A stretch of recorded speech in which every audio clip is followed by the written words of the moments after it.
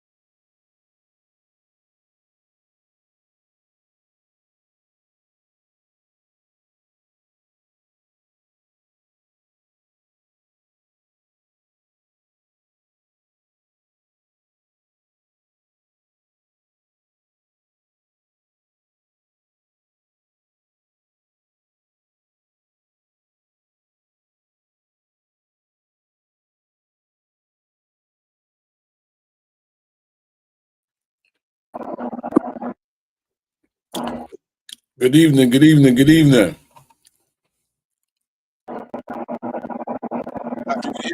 All right. Now I can. We still can't hear you, LA. Chad, about I can hear you. Good deal. How you doing, Scott? I'm doing all right. How about you, brother? Doing good, man. Doing good. I thought it was me, man. I was trying to figure out what the heck was going on with me. Nah, his mute. It looks like he just need to hit the unmute mic button or something, because it just has a slash across the mic.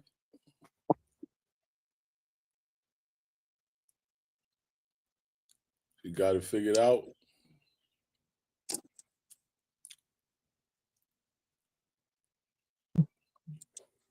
The one time we want LA to shut up, we don't. No, the muted mic is gone, but I still can't hear you. There you go. You can hear me now? Yep, there you go. All right. Yeah, that's what it was. Unmute my mic. There we go. JC, what's up, JC? JC's in the building. All right, so y'all can hear me now. Yes, sir. There. Good. Thank y'all. Yeah, I want to go ahead and get this thing all started. Usually, I do this little 15 introduction about how my day went and how my week's gone. But we can talk about your thing, Scotty. But before we do, see, I ain't prepared because I was gonna let you just go what you want to talk about. But let me see if I can get this thing here. But since you're on here, Scotty, let everybody know what you're talking about. Talk about yourself and let them know what's up. Well, my name is Scott Setchel. I used to be a pro wrestler along with LA as the Heat Miser, Scotty Blaze. I am I wrestled for 27 years, 1987 to 2014. I used to crack LA across his head with chops across that round, smooth head of his and across his chest. Listen to him yell, ow. No, I'm joking. No, I'd be honest with you, man. LA, his tag team, Southside Players, was one of the most over tag teams there was in the Mid Atlantic. But I also grew up in Roanoke, Virginia. My family owned a roller skating rink for nearly 40 years, a very popular skating rink called Star City Roller Skating Center. Let's see, I am a two-time cancer survivor. I also uh, have an affliction called CRPS, Complex Regional Pain Syndrome. Let's see, what else? I don't know. What else y'all want to know? Well, we can get it. We can get into that. But if that's all you wanted to say, man, we can go. I usually go around the panel, let everybody know who everybody is. Shout Bout, go on ahead. What's up, man? It's your boy Chow Bout, aka Bout Got Jokes, straight out of Southside Jamaica, Queens, same neighborhood as 50 Cent, no cap. You know what I mean? And I'm in here tonight to have a good time, man. But been missing my guy LA. He's been over in Canada doing his thug thizzle, doing what he do. You know what I mean? Bringing the higher to the Canadian folks. You know what I'm saying? Hiya. Reese, how you doing, Reese? I'm good. Hello. Hello. Is that it for you, Chow? That's it for me, man. Y'all All look, right. And then now we got Miss Althea McFarland, Miss Morning Mac Show. Let them know how you doing. And I'm doing okay. I'm sitting here trying to share my share out here on Facebook, share the podcast to everybody. I'm Althea McFarland, aka the best that ever did it, aka I always say that the best that ever did it, aka Reese Cup, aka AM Morning. This here author, this here good book right here, Shades of Blue by AM Morning. I am a comedian, stand-up comedian, actress, author, podcaster, and friends with everybody on the panel. that is correct. Scotty, I always do this thing with can we be friends? And what it is that I give you whatever. I give you two choices and you pick which one's the best. I can say most of them, you probably like both of them, but some people like one more than the other. I'm trying to remember the ones I did. It usually is 10, but I can only remember 6. So we can I remember another one. I got 7. And if y'all don't, and once I get through, if y'all can tell me which ones I missed, because maybe y'all would know. All right, Scott, you ready? Yeah, let's roll. All right, we got Michael Jackson or Prince. Oh, Prince. Tupac or Biggie. Biggie. Cardi B or Nicki Minaj. Do I have to pick either? Yes, you have to pick. I'm sure you like one better than the other. Yeah, I don't care either. Shit. Cardi B. And by you saying that, I remember another one just because. All right. Okay. PlayStation or Xbox? Oh, Xbox. Batman, Superman. Batman. Dallas Cowboys or any team ever? Any team ever? Backstreet Boys or NSYNC? NSYNC. All right. And sitting or standing? Sitting. Because I'm a lazy ass. I got. All right, Scott. You got 6 out of 8. There's 2 more, but I can't remember which 2. What's the other 2? But you got 6 out of 8, so I mean, we can definitely be friends, and we are. Man. We've been friends over 20 years, man. Like Dr. Pepper or Pepsi. Dr. Pepper. Coke or Pepsi. Okay, we can do Coke or Pepsi. No, or Dr. Pepper. How about a Dr. third Pepper. option? How about a third option? Oh man. Well, now I can't tell you because then you would know. All right, so this is very good. Very good. Like I said, I didn't really do anything. I didn't do any planning. You wanted to talk about some things. I mean, if you're ready, Yeah. we got let me see.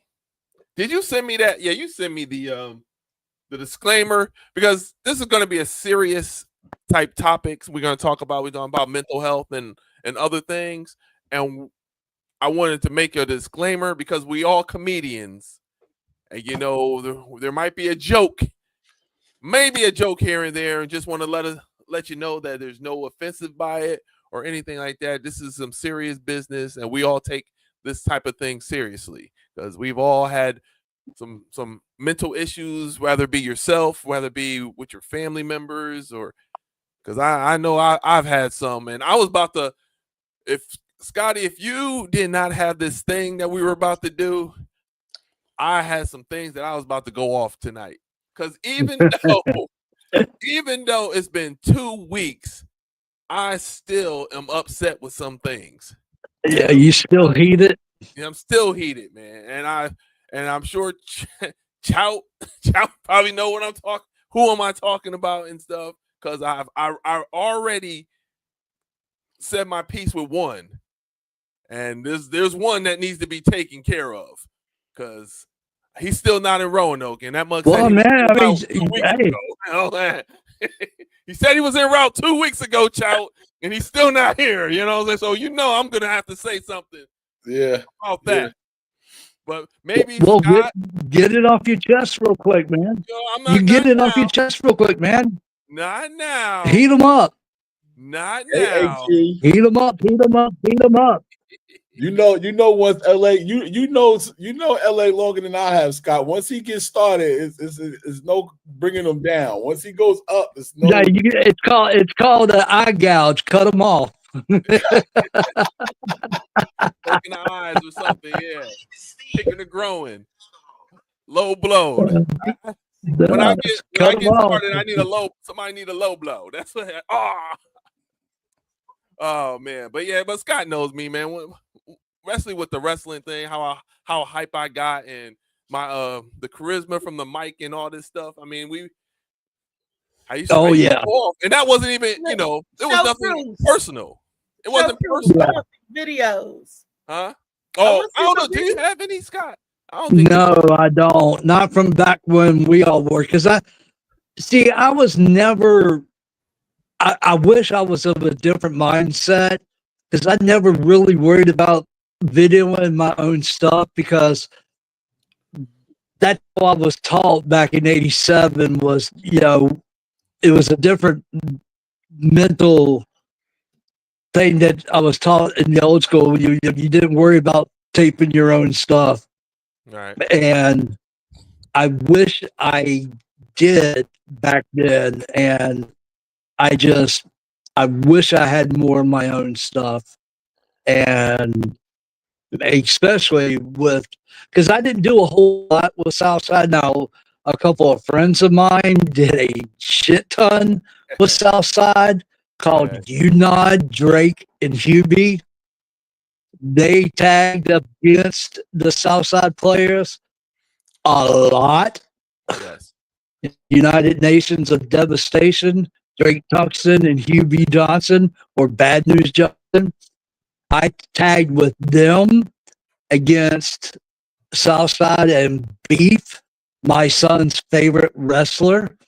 And that's when they got on the stick and made me break character one time, and they called Drake and Hubie Bert and Ernie and said, look, they brought their friend Snuffleupagus, referring to me, and I had to act like I was pissed at them because we were the heels, the bad guys, and I had to act like I was pissed at them, and I was cracking up under my mouth, trying to hide my grin and laugh, and just like that. And it was a small venue in Pelham, North Carolina, just over the border in North Carolina from Danville.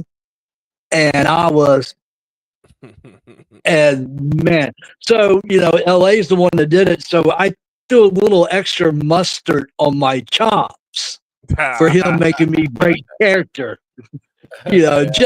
But not on, not that I didn't already throw some extra mustard on my chops anyway, so no one ever really knew. But I was just like, you son of a bitch, Chop, make me break character, Chop. We would talk to each other in the ring, try to joke with each other in the ring. The fans never knew when we would talk to each other, or we were like, hey, asshole, like just joking with each other the whole time when we're performing, especially if we were friends.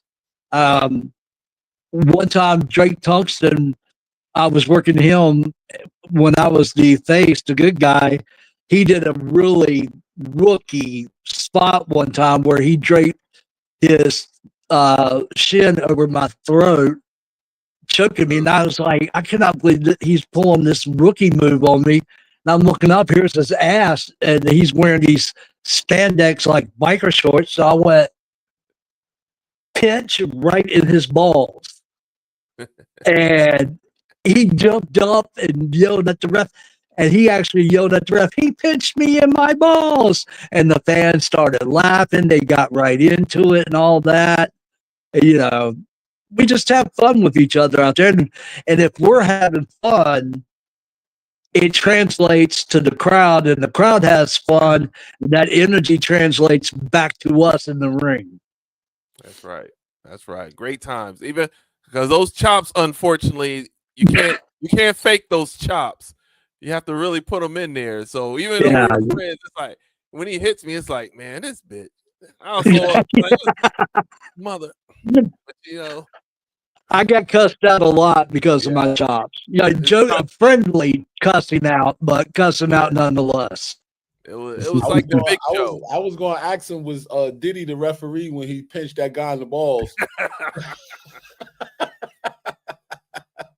Diddy wasn't referee. No. That's a legal move. That's a legal move. No. Yeah. Yeah. I mean, the crowd couldn't see it because the way he was. But I just pinched him right there, and man, he came up out of me like a rocket. And he's like, "You asshole!" I say, "Don't you dare pull a rookie move like that on me again!" And because he wasn't a rookie, but I just couldn't believe he did that shit. Right. Yeah, it was like getting chopped by the Big Show, because Scott's a big dude. And how tall are you, Scott? You like 6'5" too? 6'4". 6'4". Wow. And the weight?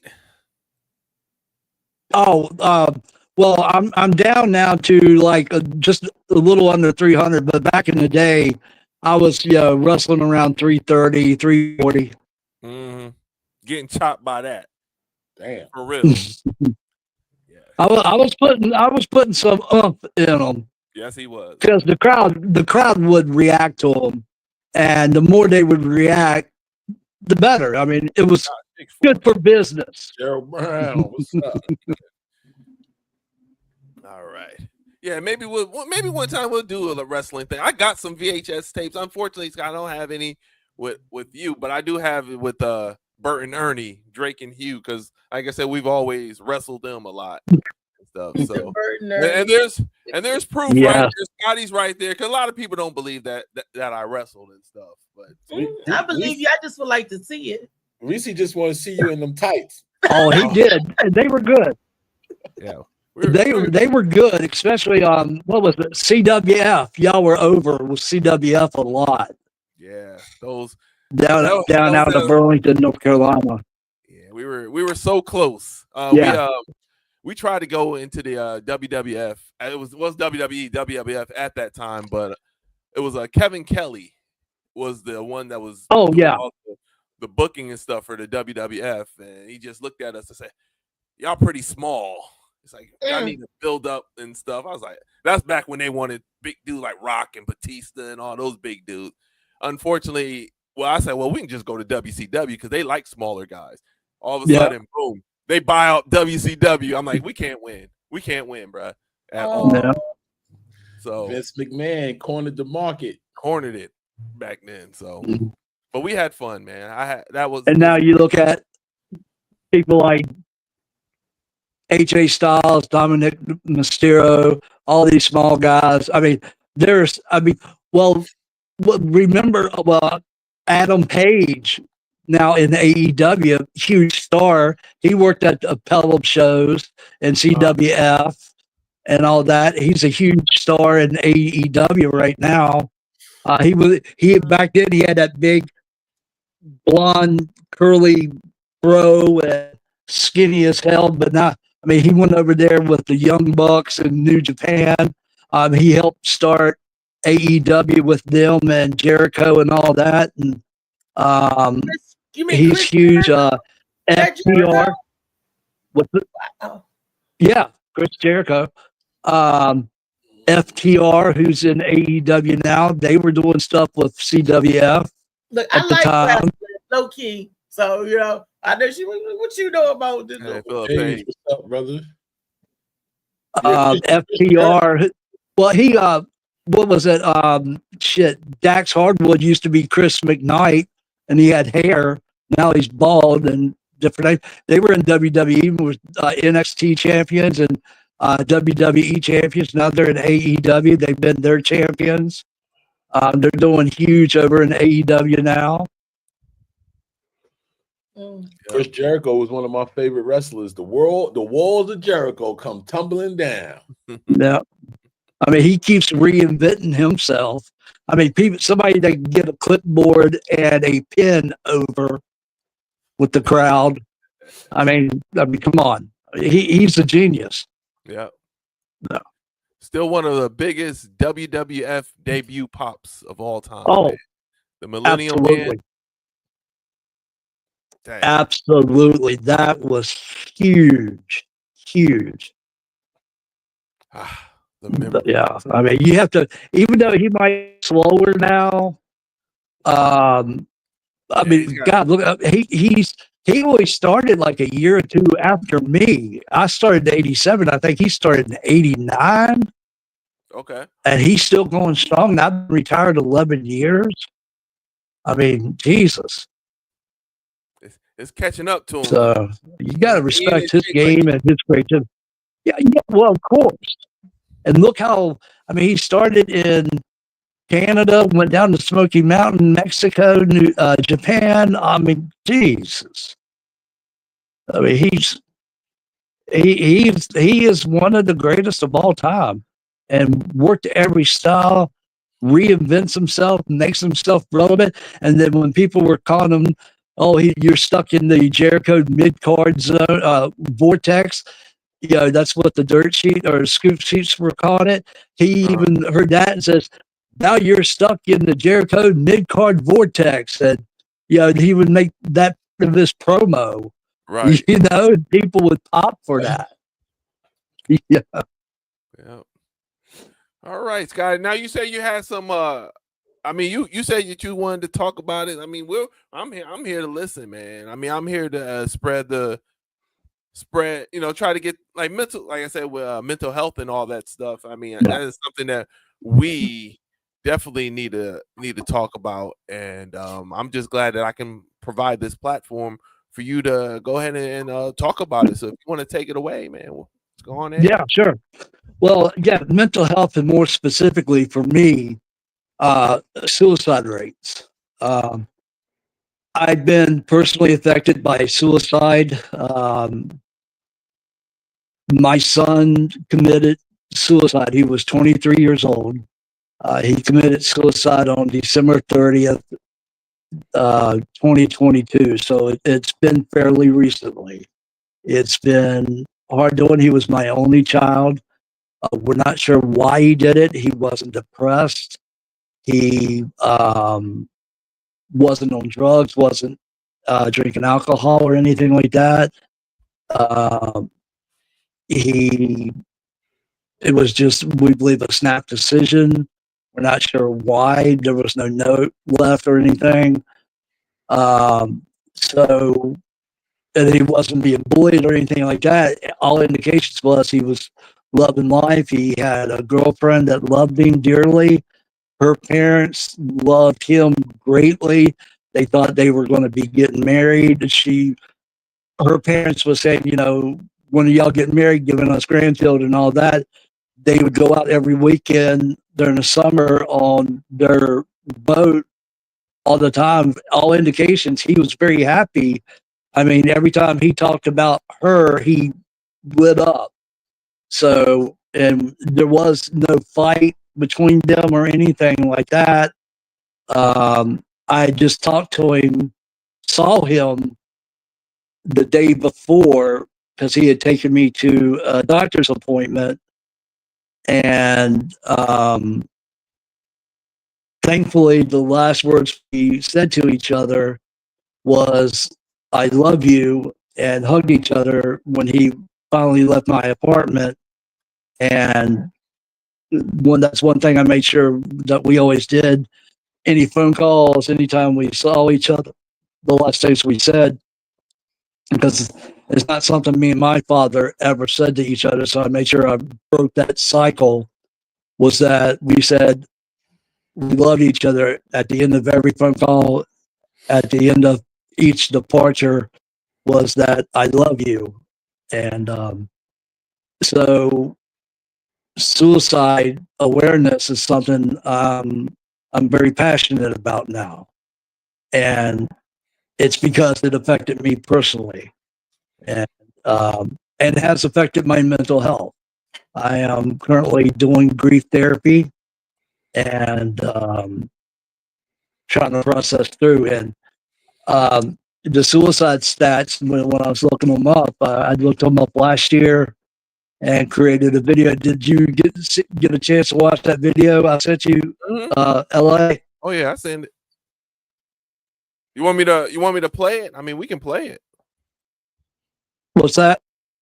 Yeah, I got it. Yeah, I mean, yeah, you can play it. That would be a great intro. All right. Let me pull it up real quick. Because it's about, I say it's What's about that? 10 minutes. It's like 3 minutes. That's it. It's not even it's not a full song. Oh, okay. I know you had it on YouTube. Yeah. Yeah, I got you. But I sent it to you in that link. It's a YouTube video. I got you. Yeah, I'm playing right now. Let's see. Present. Share screen. Boop, boop, boop, doo, doo, doo, doo, doo, doo, doo. All right, here we go.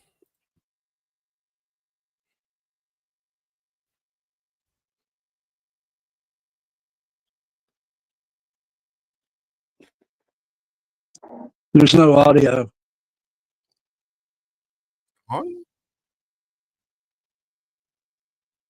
Y'all can't hear it? No. You can't hear the audio? I'm not hearing it. No. No.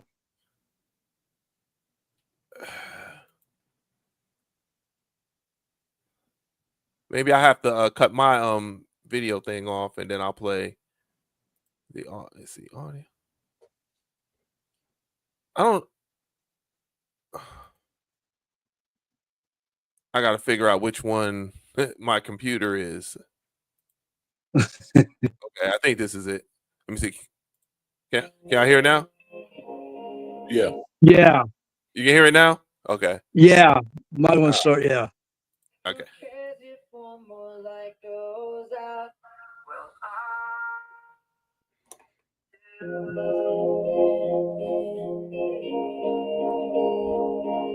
Now you gotta mute your mic, LA, so you don't get that feedback.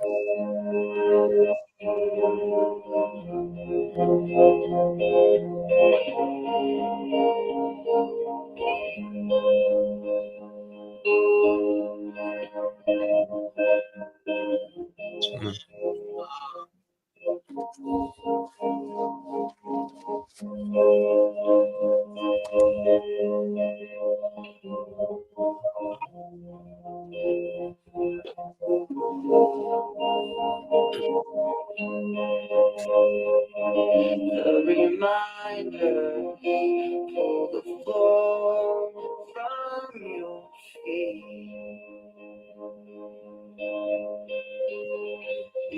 Chasing one more chair than you need. Oh, and you're angry, and you should be. It's not fair. Just 'cause you can't see it doesn't mean it isn't there. They say, who cares if one more light goes out in the sky of a million stars? Flickers, flickers.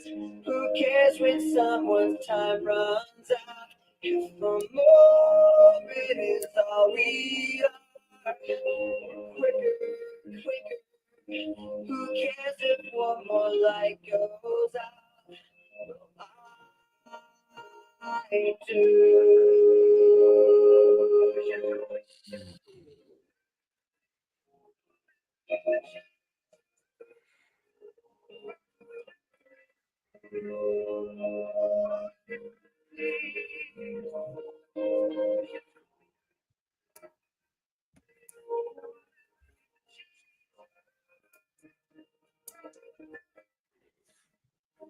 Who cares if one more light goes out in the sky of a million stars? Flickers, flickers. Who cares when someone's time runs out? If a moment is all we are. Quicker, quicker. Who cares if one more light goes out?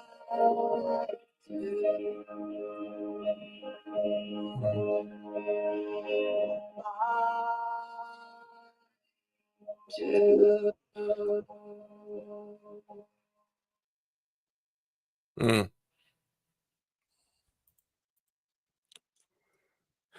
Wow. That's I appreciate you letting me share that, Scott. I mean, Yeah, that's man. I mean, amazing. it's up on my YouTube page. I have been very open with my son's suicide.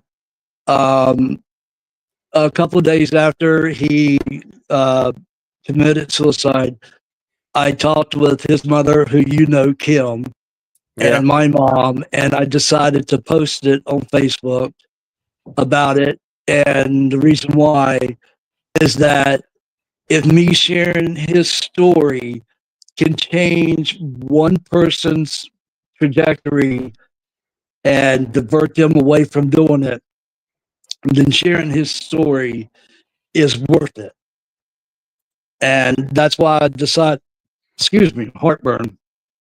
Um, that's why I've been so open and honest about his story and about my journey with grief and all that.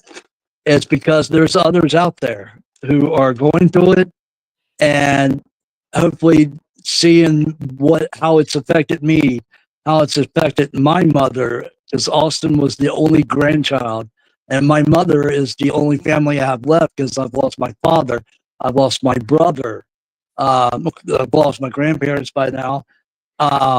So it's only me and my mother left, and how it's impacted us to see that if you are thinking about this, yes, you're gone, but it has such huge impacts on those that are left behind and the struggle that they have dealing with the loss. That if they may say, yeah, it's not worth it, and if that will change their mind, then my pain and suffering is worth it to prevent another family from having to go through it, and save that life. Then my pain is worth it. All right. I appreciate it. I'm gonna read some of the things like JC Whalen says, sorry to hear that. And Aquarius says, my sincerest condolences to you and your family during your time of bereavement. And then Rodney, who's Beast on the Morning Mac show, said, "Sorry about your son. A parent should never have to bury their child." And I mean, with the stuff with me, No, I agree. how it, I appreciate that.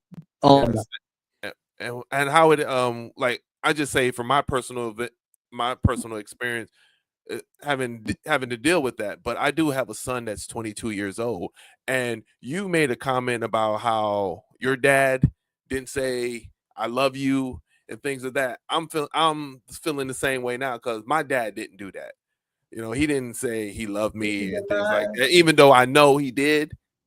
But I said, well, if I get kids, they're not gonna feel. They're gonna know that their dad loves them. So every time I see them, it feels weird saying it because I never had it said to me by my dad. But I tell my son, I love you, and he's now at the point where he goes, I love you too. And how he's saying it is, it's like, of course. I mean, why you don't have to say that. I know that, but I explained to him that you got to hear it, man. I want you to hear that I love you. Same thing with my daughter.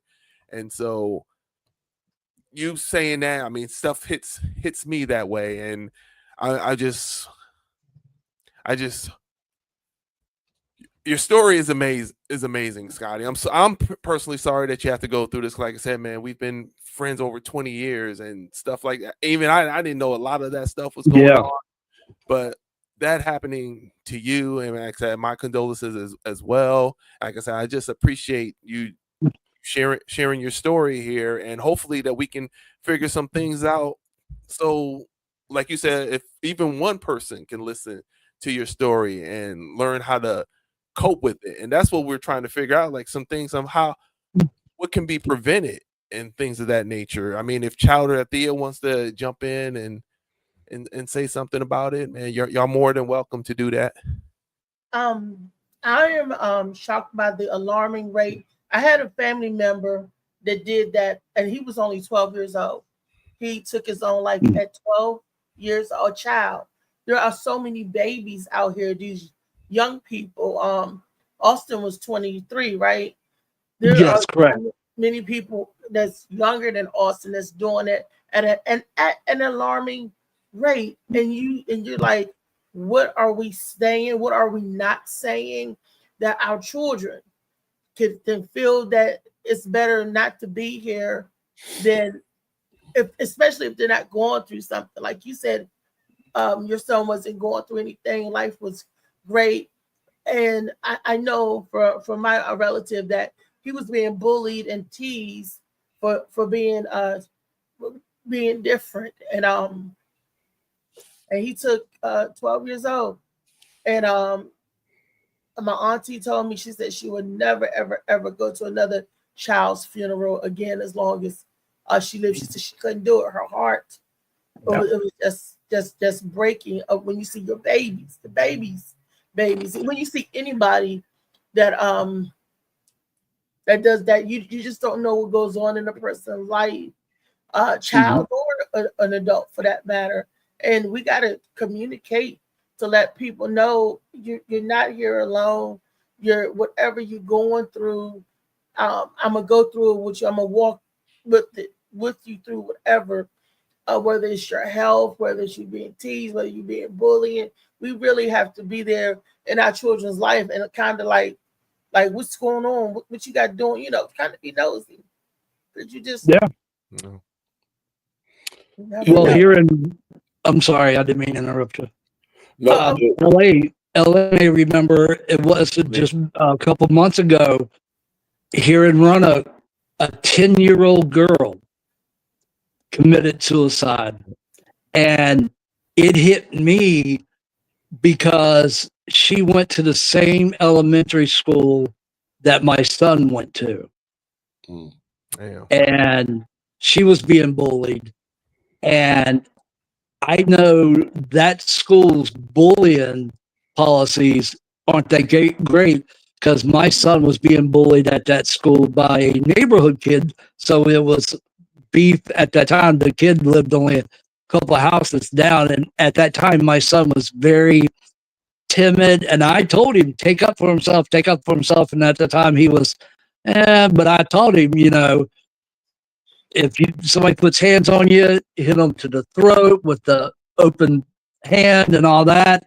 End it, being a wrestler, we teach our kids how to take care of themselves. And a kid hit him in school. He hit him back, and it was the first time ever. So I got called to the school, and the school's like, well, if a kid hits a kid, they'll be suspended. I'm like, even if the kid didn't start it and he's only defending himself, yes. And I'm like, that's insane.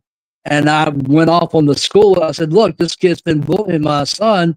Well, blah, blah, blah. And so I told my son, hey, as long as you don't start it and the only thing you're doing is defending yourself, I don't care what the school does to you. I will stand behind you. But as long, again, as you tell me the truth, and me and my son had open communication throughout his life, he told me things I didn't agree with, but he was honest with me about him doing it. And that's how it was. Well, thankfully, the kid bullied him one time in the neighborhood, and all of a sudden just laid him out. He finally had had enough, and he just laid him out right there in the street.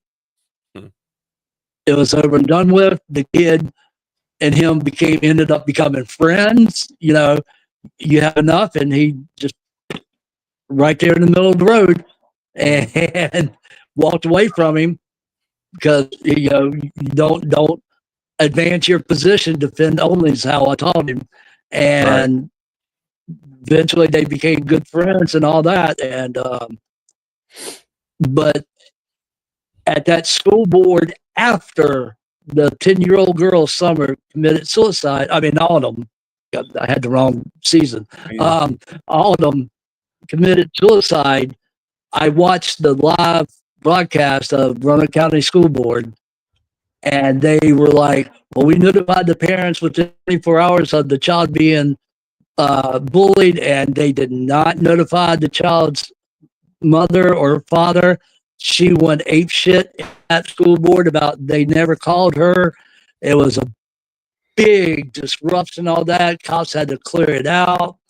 And after all was said and done, when the whoever was in school, the policy for Roanoke County's bullying policy went over everything, they changed not one thing about their bullying policy, even after a 10-year-old girl committed suicide.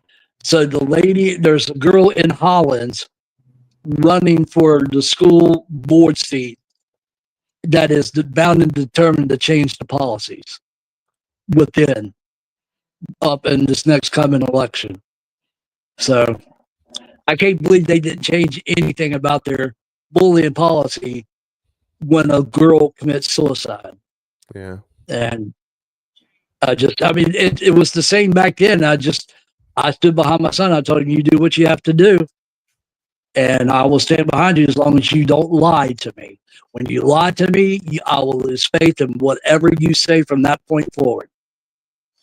And I drilled that he had told me as he got older, much older, he told me about trying cocaine, trying this, trying that. Wow. I'm like, Austin, I don't agree with it. These are the dangers from it, but you're being honest with me. I appreciate it. Thank you for feeling comfortable enough to tell me. He told me all this stuff, and that's because I had built his trust. And yeah, whose child feels comfortable enough saying, "Hey, Dad, I just let you know I did try cocaine.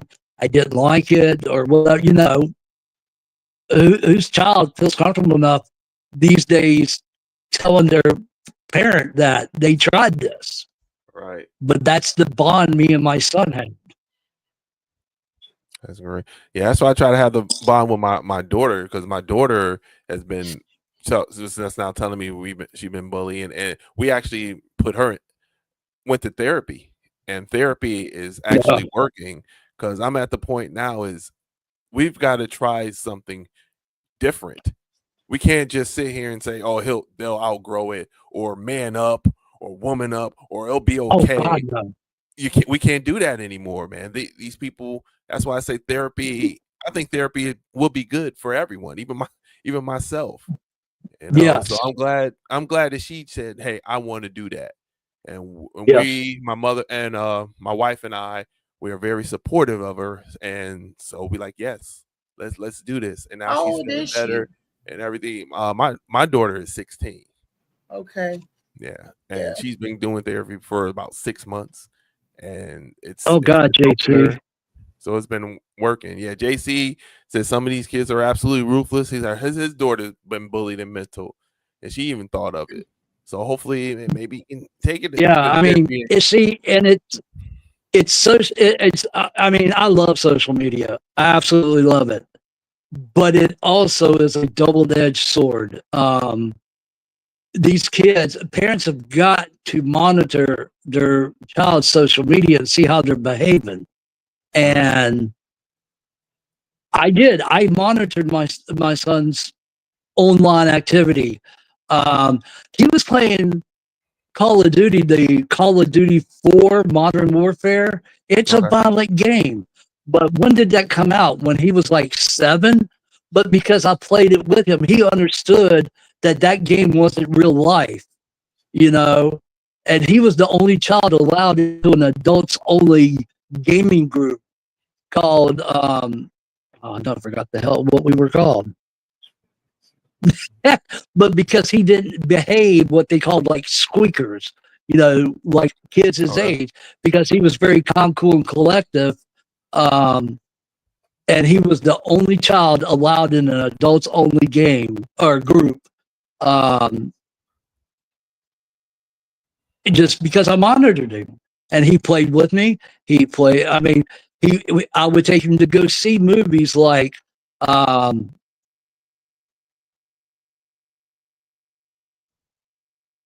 shit. What was the one with Mark Wahlberg? It was a true story where, oh God, why am I drawing a blank right now? Where it was a true story where he was the You can look it up. final guy in a mission and he had to get through the Taliban. Oh I've yeah. got the movie. I bought the movie. I knew the movie before I got on. Is it Oh, called man. Lone Survivor? Joe Bell. Lone Survivor. Lone Survivor. Yeah, There's a Lone lot of Survivor. movies. That's a good movie. Lone Survivor. Lone Survivor. Okay. Lone Survivor. Act of Valor. The true story about or they had the real SEALs portray a cast of characters in it. Movies like that, because that's something me and him enjoyed seeing, military movies. But he was developed enough and mature enough at a young age because I worked on him and told him and made sure he understood this ain't, well, those were real life situations, but it's the movies too. And, Yeah. Well, a lot of things have people been talking about. Like Gerald Brown said, bullying is real. He put his granddaughter in boxing classes, and also Rodney said he put his children in mixed martial arts, and it helped tremendous for their self-esteem. So, but that also helps develop the mind too and discipline. But it's a lot of other things that cause kids to unalive themselves. And first, I want to say to you, Scotty, I'm sorry that you had to go through that, but I thank you for sharing what you went through with us, because, like LA said, we all have experienced something, if not that extreme, but that extreme. And I personally haven't. Like my little cousin unalived himself 2 years ago here in Roanoke. And the reason why he did it was because his dad is my cousin, and he lives in North Carolina, and he has a wife and family there. And him and his baby mom didn't get along. Once he married his wife or whatever, she started keeping his son away from him and wouldn't let him see his son and wouldn't let him get him his stuff and wouldn't let him go down to North Carolina. And at the time, he had just turned 16, so he was like, "Listen, Mom, I want to go get to know my dad. Like, I want to spend time with my dad, and I want to get to know him." And she kept giving him all these excuses on why she didn't, want to let him go and all of this other stuff. And he had came to his mom in the kitchen the day that he unalived himself and was like, "Listen, I want to go live with my dad. I got my dad right here on the phone. He said that it's fine for me to come down there. You keep saying my dad probably don't want me to come down there, but he's on the phone and he said that I can come down there. If you say yes, he'll come get me when he gets off from work. And that was in the morning. She kept giving him all these reasons why he couldn't go. And the last time that he said anything to her was he came in the kitchen and was like, listen, you're not going to let me go with my dad. I'll kill myself. And she was like, yeah. She was like, yeah, Justice, whatever. Like, it's not that serious. Go in your room and play your game or something. And he went in his room. And unfortunately, his brother was in the street and he knew his brother had a gun in the room. And he went and got his brother's gun and went back in his room and shot himself. You know what I mean? Damn. And that he had spoke to my cousin that morning to talk to him about coming down there with him. And just after he got off the phone with his father, my cousin drives truck too, and he drives over the road, and he had just rolled his truck down a 300-foot embankment like 2 hours after he got off the phone with his son. Wow. And when I called him to tell him what happened to his son, he had just the rescue squad had just brought him back up the hill from rolling his truck. And I'm calling him. I'm like, yo, cuz, what's up, man? I got to talk to you. He's like, yo, man, I'm glad you called me, man. I almost died just now, bro. He was going through West Virginia. I don't know if you know Interstate 19 in West Virginia, but truckers hate that road, man. It's like 65%, 65% grades all the way down with curves, no guardrails. I'm very familiar with it. Yeah, that's a real dangerous interstate for truck drivers, man. And a lady stopped in front of him and he jackknifed. He had like an 85,000 ton load, 85 ton load on his truck. And when he hit the brakes, the truck jackknifed and just when his trailer wheels went over the side and just pulled the truck all the way down with him, man, 300 feet. And then I'm calling him and he's like, so what's going on? I'm like, damn, I don't even want to tell him this shit now, but ain't nobody else gonna tell him, you know what I'm saying? And I had to tell him that his son had just unalived himself, man. So that day was a real fucked up day, man. And I dealt with those phones because I had to kind of play like the middleman. Did you try to find out? Did you try to find out the timing? The timing of the suicide and the timing of the wreck?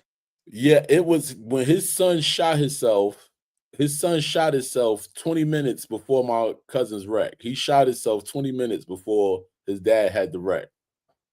Jeez. His dad felt it somehow. I mean, that's just my beliefs. That's just my beliefs. I mean, it's no way to prove it, but some people. When I spoke to him and then he told me, because I didn't know that him and his son had spoke that morning. He told me, and he was like, yo, man, I could hear it in that little dude's voice, man. There's something that he was going to do something crazy if this girl ain't let him do what he wanted to do, man. And he was like, so I had to kind of like play the middleman for a minute until he was able to get up here and, you know, put his best foot forward or whatever. And his son actually lived and survived in Roanoke Memorial for 4 days on life support before they finally the doctors finally said that, you know, he didn't have no brain activity and you know, it wasn't nothing that they could do to do anything, that the best thing for them to do resuscitate, take him off of life support, and if it doesn't start breathing on his own, then just, you know, let things take its course. So that's what ended up happening. Yep. So that, you know, and every day, at first, you know, everybody was mad at the mom, but you know, she was going through something too. So still to this day, when I see her, you know what I'm saying, I hug her and stuff, because nobody deserves to lose a child. She didn't need to. We all have our reasons why we felt some kind of way or whatever. Like, you know, she shouldn't have kept him away and all of this. But at the end of the day, what happened. None of that is going to bring justice back. So I just take it day by day, man. That shit was real hard because he called me Unc and everything. You know what I mean? Like, he called me his uncle instead of his name. So that shit was rough, man. It still is rough. Like, I think about him sometimes, just listening to music that I know he liked to listen to, or playing the game. He loved to play GTA, so sometimes I play GTA. And Yep. if Justice was still around, he'd be like, "Yo, join my lobby. Let's play together, whatever." But See, my son was big into gaming, so much so that he had friends that he had played with for 10 years that he never met in real life, that they would sit and just talk about life, that he had 3 friends drive down from New York to attend his funeral that's dope. that he'd never met. They introduced themselves. A local friend that told him about it, Allison's passing, they drove all the way down from New York to attend his funeral. They introduced themselves to me and said, "Hey," and this was the story repeated all through the night on the funeral, how Austin sat with them, talked to them when they were in dark places, and lots of times talked them off the edge, and just about how he was always there for them whenever they needed him. But these guys from New York, how they had played various games, GTA being one of them, just had played together for the last 10 years together. And they had become really good friends, even though they had never met in real life. And they felt that strong about Austin that they had to drive all the way down from New York the night before and attend his funeral. And I thought that was something. It meant a lot. And plus, my son was a 3rd generation skater, roller skater. He competed in speed skating. And of course, he grew up when we still owned a skate rink at the time. We actually put his last pair of skates out beside his casket and had a silver Sharpie. And it's a thing that wrestlers do in some wrestling funerals. They put the wrestling boots beside the casket, but we put the skates out beside the casket, and the skaters that attended would sign their name on his skates. And it was given to me afterwards. But I mean, God, the skaters that almost 300 people attended Austin's funeral, and a good 95% of them were under the age of 30. They were a majority of his friends. I had my wrestling friends attend. A bunch of them came down from West Virginia, from off towards the East Coast. Of course, I don't have much family left, but I had skating friends, wrestling friends attend. My trainer, one of my trainers from back in '87, attended. I didn't even know he knew about it, but he saw it on social media. He showed up. I was like, "Coach, what?" Yeah. Well, that's my 8 o'clock. I got to shut that out. Yeah, man. That's my 8 o'clock alarm to take my med. But yeah, I mean, that many people showed up. I'm just thinking, he touched so many people. Imagine how many people he could have had an impact on had he stayed around. Right. Well, that just means you have a job to do. You have to pick up where Austin left off. And if Austin has that many impact on those many people, you need to have is twice as much, Yeah. because you're here to save the people that's under Austin and the people that's above Austin and in our age group for committing something like that. Or you could be the one to say that last word to get a person to stop and think. So I mean, I look at it as God got you on an assignment, whether you believe in God or spirits or whatever. Not, I do believe it's something higher than ourselves, and I do believe that you on a definitely a mission. Wouldn't you want to save somebody else's child? You couldn't save your own, but what if you could save somebody else's and other parents to keep them from going through that kind of grief? If you can, if you know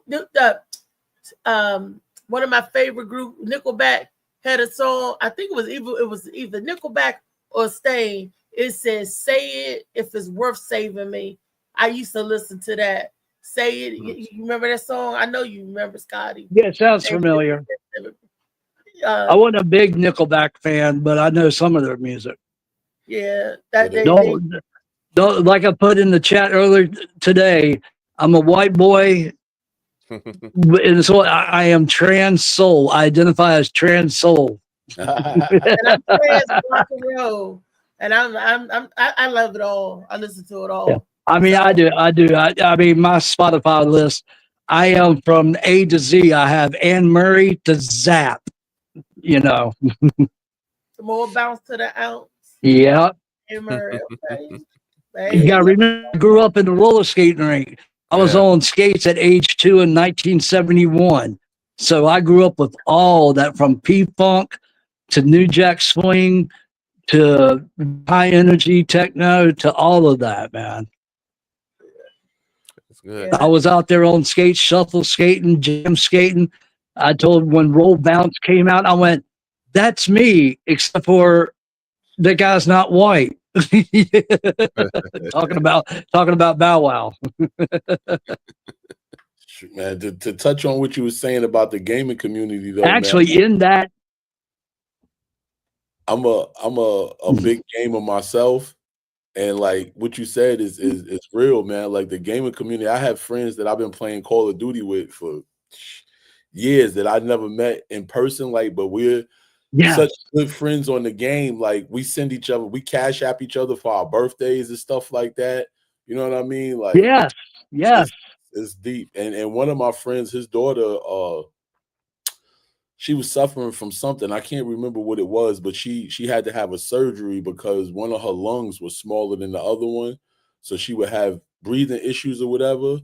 And all of us that game with him or whatever, we put a little something together and cash apped it to him, you know what I'm saying? Because him and his wife was having a little hard time trying to balance everything with having to go back and forth to the hospital for his daughter and try to keep home alive, you know what I'm saying? So we all came together and did something for him, and even he they got home from the hospital and we was playing the game, and his wife got on the headphone and was like, I really appreciate you guys. I love y'all. She said, I promise I won't give him no shit for playing the game for at least a week. yeah, at least a week. At least a Well, week. see, that's the thing. My gaming crew, my gaming clan, they're called clans. One of my good friends I've never met in life played for, like I said, God, it's over 10 years now. It's been about 14. Jody was a retired Navy guy, or he retired the Navy, and his wife's a Navy doctor. He was the first person that I texted when I got home from the hospital, and it couldn't have been 10 seconds. He must have still been up. It couldn't have been 10 seconds from the time I sent the text. He actually called me. He's like, what the hell do you mean he's gone? So I explained it to him and all that. Well, I didn't have any life insurance on Austin because, he was 23. I'm on disability. So I had to swallow my pride and set up a GoFundMe for Austin's funeral. Well, I see this anonymous donation for $1,000. And I immediately called Jody. I went, Jody, $1,000? He goes, it was supposed to be anonymous for a reason. I went, Jody, man, that was too much. He goes, dude, I have it. Austin was like my little buddy because they would go at each other hard in the chat. Yeah. And there was two other girls in it also. Me and Austin were the only person that wasn't service people. They were all Navy people, and the two girls were Navy. And they would they had the mama bear Austin, and they were like, Jody, stop, he's a little kid. And Austin's like, I can take up for myself. But he's like, Austin was my little buddy, man. He goes, I still cry over Austin. And he had sent $1,000 towards Austin's funeral. Yeah, I was like just blown away over it. But I mean, like I said, his wife is a Navy doctor, so they have it. It didn't put him in no position to send it, but I was just that type of gift, and how he meant, and the crew got together and gave me this crystal memory, 3D memory. They took a picture off of me and Austin when he was little, where I'm holding him up in my arms, and this crystal 3D memory of me and him, and it says a bond that will never truly be broken, and sent it to me shortly after he passed. That's amazing, man. So you're right. The gaming community is like a wrestling community, what I would imagine the comedy community. When one is suffering, the others step up and help. Definitely. It's just the friends that we put around us. Like the podcasting Yep. community is how we network, you know. Look, And- you had me check my sugar a couple of extra times today, Reese, after what you said earlier today on the Morning Mac show. Yeah, I'm like, it dipped make down sure all my the way damn to sugars- 53. And here I am drinking moonshine, but that's because I'm going to Tennessee tomorrow, so I'm trying to Getting in get mind myself and ready to be shape in the Smoky for that Mountains. Tennessee whiskey. I got some Tennessee punches. It's in a little jar that I got. I had this since 2015 when we went through Tennessee, because we went all the way down to Texas to see Dallas and the Redskins play. So and on the way Listen. back we stopped, and I still got it's a little jar. It's like that, but This it's is Franklin real County's moonshine. finest. Franklin County red clay finest. Franklin County moonshine. You Hey, Don't- you know the group. child. You know the group that sang that song, Franklin County Moonshine. Oh, I'm sorry, Althea. I didn't mean to step all over you. No, it's okay. I've It's heard that. I've heard it It before. didn't hurt. It didn't hurt much. I've heard that before. The Thrillbillies is the group that sang it. Kerry Hurley, I went to school with. He was in the Thrillbillies. The Thrillbillies. Real Billies. But let me. He said, I wish he would check his bra. Talking to you. Shout. I- But Oh. Scotty, question though. With all the things that have happened to you, what advice would you give, or what are things that you did to cope with something like that, those tragedies? My way of processing, I mean, after a while, it took a while, because I mean, I just sat and zoned out. The rest of the community kept checking on me. The gaming community, those that had my personal number, kept checking on me. Of course, skating community kept checking on me. But when I started to processing it, I have a very creative mind. And at first I started writing poems. I'd written poems for years and years. So I started writing poems about how I was feeling, about, how I felt with him leaving, how I felt the loss, how I felt the loss. And then I got the app CapCut, and I'm like, whoa, I can make videos. Oh crap, I can make music videos. Well, I know all kinds of music. I mean, such a strong connection to music growing up at the skating rink. I know all kinds, and I can put the pictures I have of Austin and some video I have of Austin to music. Oh, let's go. And so whenever I am feeling myself going down that rabbit hole,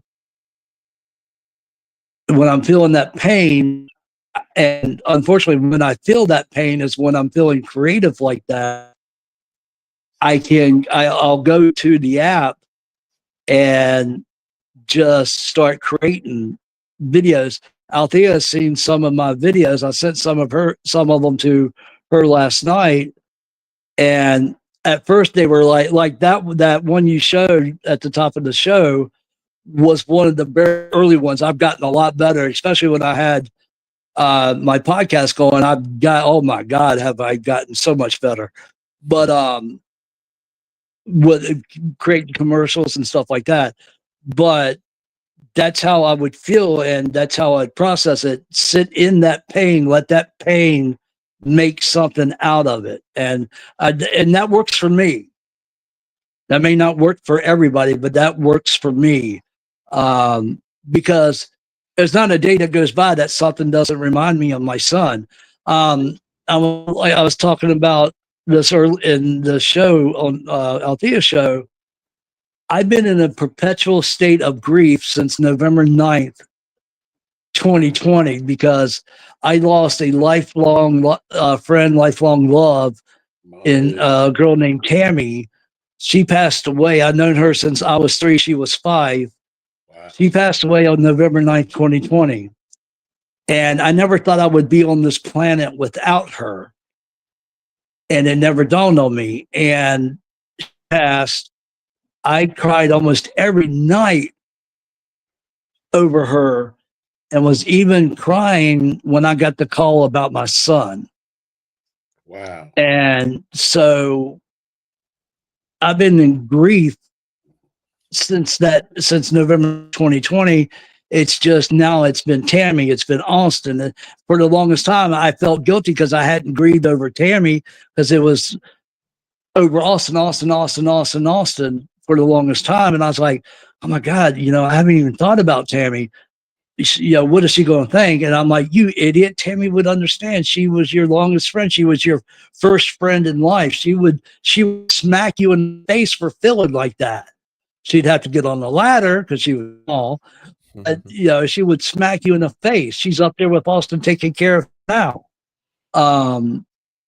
But so now, unfortunately, there's so much, because me and Tammy grew up at the skating rink together. Her family and my family were very close. We used to shuffle skate together. Our favorite shuffle skate song was SOS Band's "Take Your Time, Do It Right." We're very close, and so now something will hit me that remind me of Tammy. Something will hit me that, I don't need nothing to hit me to remind me of Austin, but there will be something that will remind me of Austin. I'll see something coming up on Disney Plus about Star Wars. I'm like, and Star Wars was something me and Austin bonded over at a very early age. And I'm like, oh God, Austin, you would love this. And, that would put me in the rabbit hole. And, Right. but my outlet, my processing outlet is poems or videos, to create them. Okay. All right. So you didn't have to do any type of therapy at all? Well, yeah, I'm doing grief therapy now. I didn't do it for the longest time because I thought I had it in control. We went to Daytona in the last week in September into October for 15 days. I went and took his mother and his girlfriend, and we spread part of his ashes down in Daytona, because that was a big thing for Austin too. He shared my love for Daytona. When I was talking to my son about my final wishes, I told him that, I want part of my ashes spread in Daytona and part of my ashes spread at the skating rink. And he goes, oh yeah, that'd be pretty cool. I'd like that too. Never thinking that I would be honoring his wishes before someone honored mine. Right. So we went to Daytona and spread his ashes down there. And I'm sorry, what yeah, and so I thought, okay, I felt like I was being strong. I had a goal. I could be strong until Daytona of 2023. And once that's happened, it'll be okay. I thought, I'll be fine. That'll be like a sense of closure for me. Went down to Daytona, came back. Oh God, it was worse. It was worse. So I talked to my doctor, and it was like a 12-month waiting period to get in to see somebody. So that's another thing with mental health, is trying to get in to see somebody. And so I was over last year, I was in I think it was a 10-week course of grief group therapy. And now I'm seeing somebody on a one-on-one basis. And how's that been going? But Yeah. you've got to have therapy. Men need to get this masculinity. It's doing okay. I mean, this is the worst parent will ever go through. Right. I'm not, I mean, I've always been in touch with my feelings. I never suffered from that toxic male masculinity of, I don't need to talk to nobody. I'm a man. Just like that Dax song, What It's Like to Be a Man. I don't suffer from that. I never have. I don't know why. My dad was like that was his generation. I don't know why I was different, but I've never grew up with that mindset. That's what leads to some men suicides, was they don't think they have to talk to anybody, and they get to a point where they break because they have nobody to talk to. And I've sought out therapy. It's just a matter of getting in to see somebody because of our broken healthcare system. Right. That is the truth. Man, you know what, man? I gotta commend you, Scott, because you are a strong dude, man. To hear how much loss you suffered in such a small amount of time, and to not seek the help immediately, like a lot of people would have just gave up on life themselves too. You know what I mean? You know how many people would, especially to lose a child, you know what I'm saying? And then you lose friends on top of that, and then a parent on top of that. Like at some point, some people will be like, well, I might as well just get up out of here too. You know what I'm saying? Mm-hmm. And you just stay strong and seek help and want to help others to stop that from happening to other parents. I truly commend you, man. You're a strong dude, brother. For real. Because I mean, you like you said, you have to. I appreciate it. I don't know where it comes from, but a lot of people. Well, that goes into what else you said you're about right. not feeling like you so much of a man that you don't need it. You know what I mean? Because that's what happens to a lot of people. A lot of guys, a lot of men feel like, oh, I'm such a man. I don't need help. I'll get over it sooner or later. You know what I mean? And a lot of people's ways of getting over it is they end up unaliving themselves too. You know what I'm saying? Because they can't get over it, and they feel like, well, if I can't get over it, then this is my route. You know what I'm saying? Because I know somebody that did that. You know what I mean? Like they lost a brother, and they had already lost their parents, and it was just him and his brother. They didn't have no other siblings, and his brother got killed, and he was out here, using drugs as a coping mechanism. And then I guess one day he finally just realized, like, you know what I'm saying, like he wasn't as strong as he thought he was, and the drugs wasn't helping the way he thought they was helping, and he ended up unaliving himself because he just couldn't deal with the fact that it was just him here. They didn't even really have no family here because they wasn't from here originally. So once his mom passed away and then his brother got killed, it was just him. So he was like living with different females and staying with so-called friends that would put him out because he wasn't working and contributing. You know what I mean? So eventually he just gave up on himself. You know what I mean? And I used to try to talk to him like, yo, man, like forget everything else, man. Like think about you. Like, you know what I'm saying? Like, think about what your brother would want to see you doing, man. Like all of this street shit ain't working for you. You know what I'm saying? The street ain't for everybody. That's why they made sidewalks.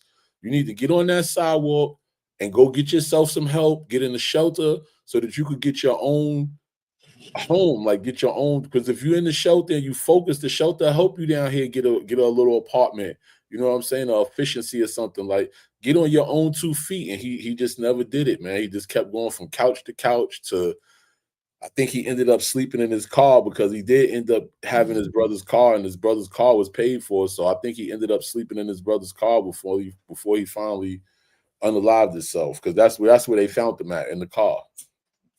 Mm. Damn.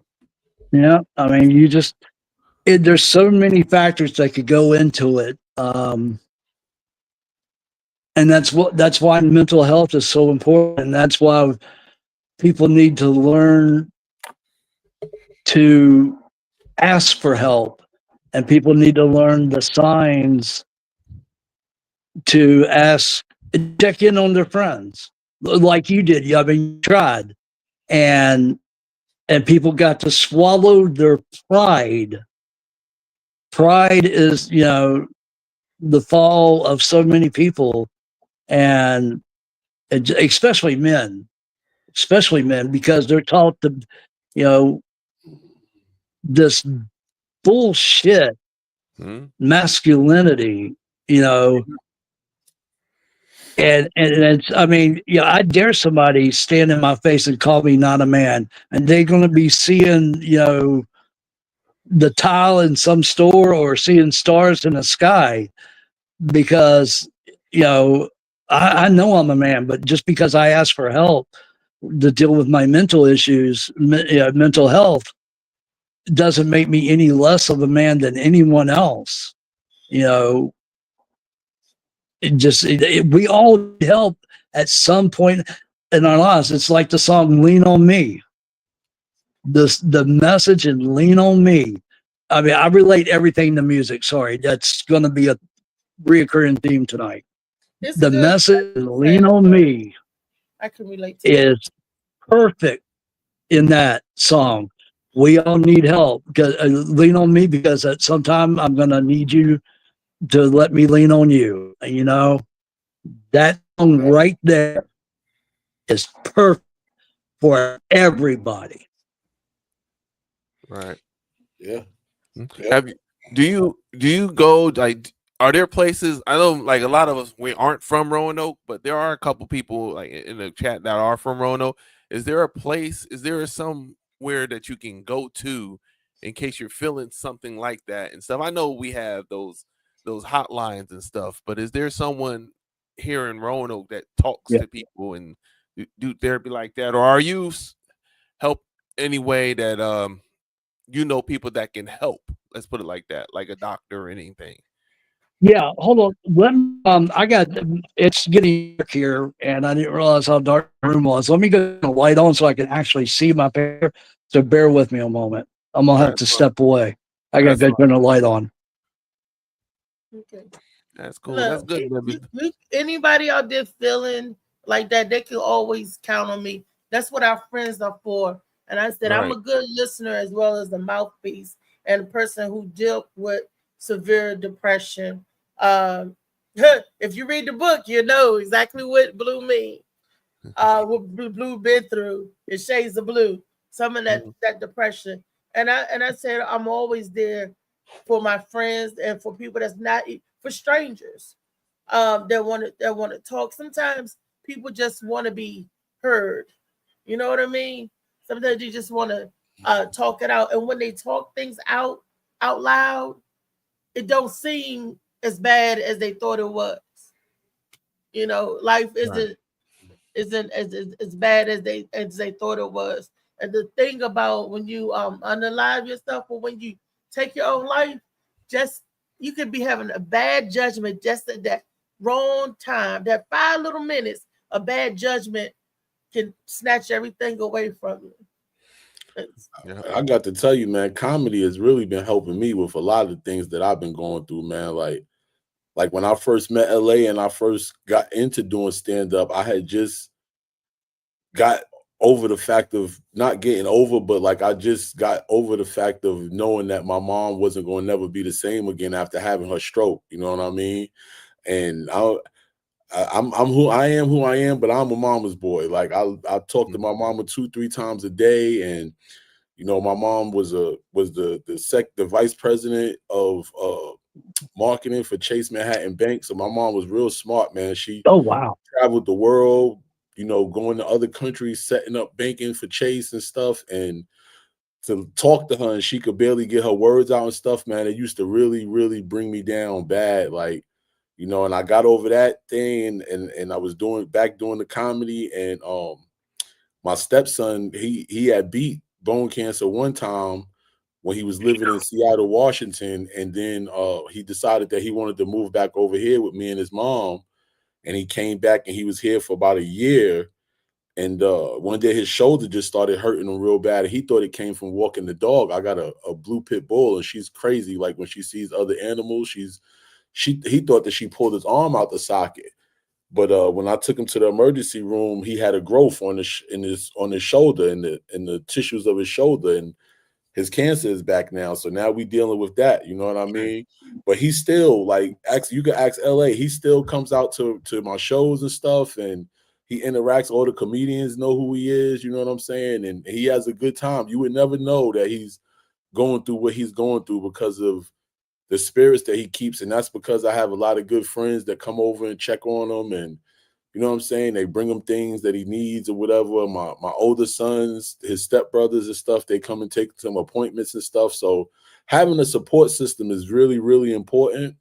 And you guys are my support system, you know what I mean? And I appreciate each and every one of you getting on the Morning Max show and cutting up with LA and going to do open mics and getting all these opportunities to do comedy is really, really helping me with my mental state, because you know, I keep a smile on and I'm always joking, but I'll be going through stuff, man, you know what I mean? And I try to stay strong, but being able to talk and laugh and make other people laugh really helps me. Well, I can tell you, even from going through to when the times I had cancer, you know, it's such a cliche, but when they say laughter is the best medicine, it's true. Yeah. Because when I was suffering from the effects of chemo and radiation and everything, I felt like crap. But when I was with friends and all that, going through it and us laughing and everything, that's when I felt my best at a time I was going through my worst. It's the truth. Yeah. So I can attest to that, man. And best wishes to your stepson, you know, going through this. Yeah, man, I'm a strong believer, man. He's fighting hard. We all fighting hard, and things are looking good right now. So we're gonna beat this again. You know what I'm saying? So that's right. But getting back to you, LA, here in Roanoke, you've got the Blue Ridge Behavioral Healthcare, which is Roanoke based. It's they've got a 24/7 crisis hotline located on phone number 540-981-8181. They've got a mobile crisis teams set up for in-person help. Again, that number is 540-981-8181. Blue Ridge Behavioral, that's right over there off of 5th Street, isn't it? Up the hill up there. Blue Ridge Behavior, yeah, that's right over there. Blue Ridge Behavioral Healthcare. It might be on Old Hollands Road. I'm not sure. They got a couple of Blue Ridge Behavioral Healthcares throughout Roanoke. Yeah, I know one of them. So I'm not is, sure which one this is actually at. One of them is over there off of 5th Street. It's in between 5th Street and Madison Avenue. That one building that I know where that one is at. That's the one that my cousin's baby mom, she goes to for counseling for what happened to Justice. So I definitely know about that one. Okay. Yeah, I think different ones are set up for different reasons or for different purposes, I guess is the best word to say. Yeah. Yeah, because there's another one in Southeast, and that one is pretty much for like recovering addicts and stuff like that. People trying to get help to get off of opioids and stuff like that. Okay. All right. And I want to say to the children, because there's children and teenagers, utilize your guidance counselors. For me, it was my guidance counselor and my school nurse that I looked up to and trusted, and it helped me get as a young person, because like I said, you never know what's going on in a person's mind, and like you said, they live it as a child. I'm speaking from a child now. They live in situation because we can't control nothing as a child. Adults can get up and walk away from whatever situation, but when you're a minor, when you're a child, you feel like you're stuck in certain situations, and where you're not happy with your home life. You want to go maybe live with a parent or a grandparent, because if you feel like you're being mistreated or dealt with improperly, or anything like that, and you sometimes as a younger person, you said, that's my only way out. I just want the pain to stop. I just want it all to go away. And for you young people, if you feel like you can't talk to your parents, or if your parents the one that's inflicting the pain on you, or the distress in your life, go to your student's guidance counselor, someone you trust. It might be a deacon or a sister in church, pastor or somebody. But someone that you trust. The talk, it's important to open up and let it in. There used to be a saying, I hate this saying, what happens in this house stays in this house. That's a clear indication that sometimes what's happening should be happening. And sometimes you need to, sure, I'm talking to the children, not the adults now, the minors, the people that feel like they're stuck in their box. And I'm just giving them different avenues to get out. Guidance counselors that definitely help you, like I said, in the school nurse, and even in your own doctor. When you go get your checkup or whatever, there are people along the line that can throw you another lifeline where you don't have to unalive yourself. Like I said, I lost a 12-year-old a cousin because he thought he was trapped. Down North Carolina is the Bible Belt, and he was getting teased in school, and you're supposed to be a certain way or feel a certain way or whatever. And when you can't deal with all of those emotions, everything coming to your way left and right, say something, because if it's worth saving. And my son, I just found out after he became grown that he had a problem in school. He was being bullied, and I said, "Why didn't you tell me?" He said, "Mom, because I know you would go up to that school and try to fight each and every one of them kids yourself."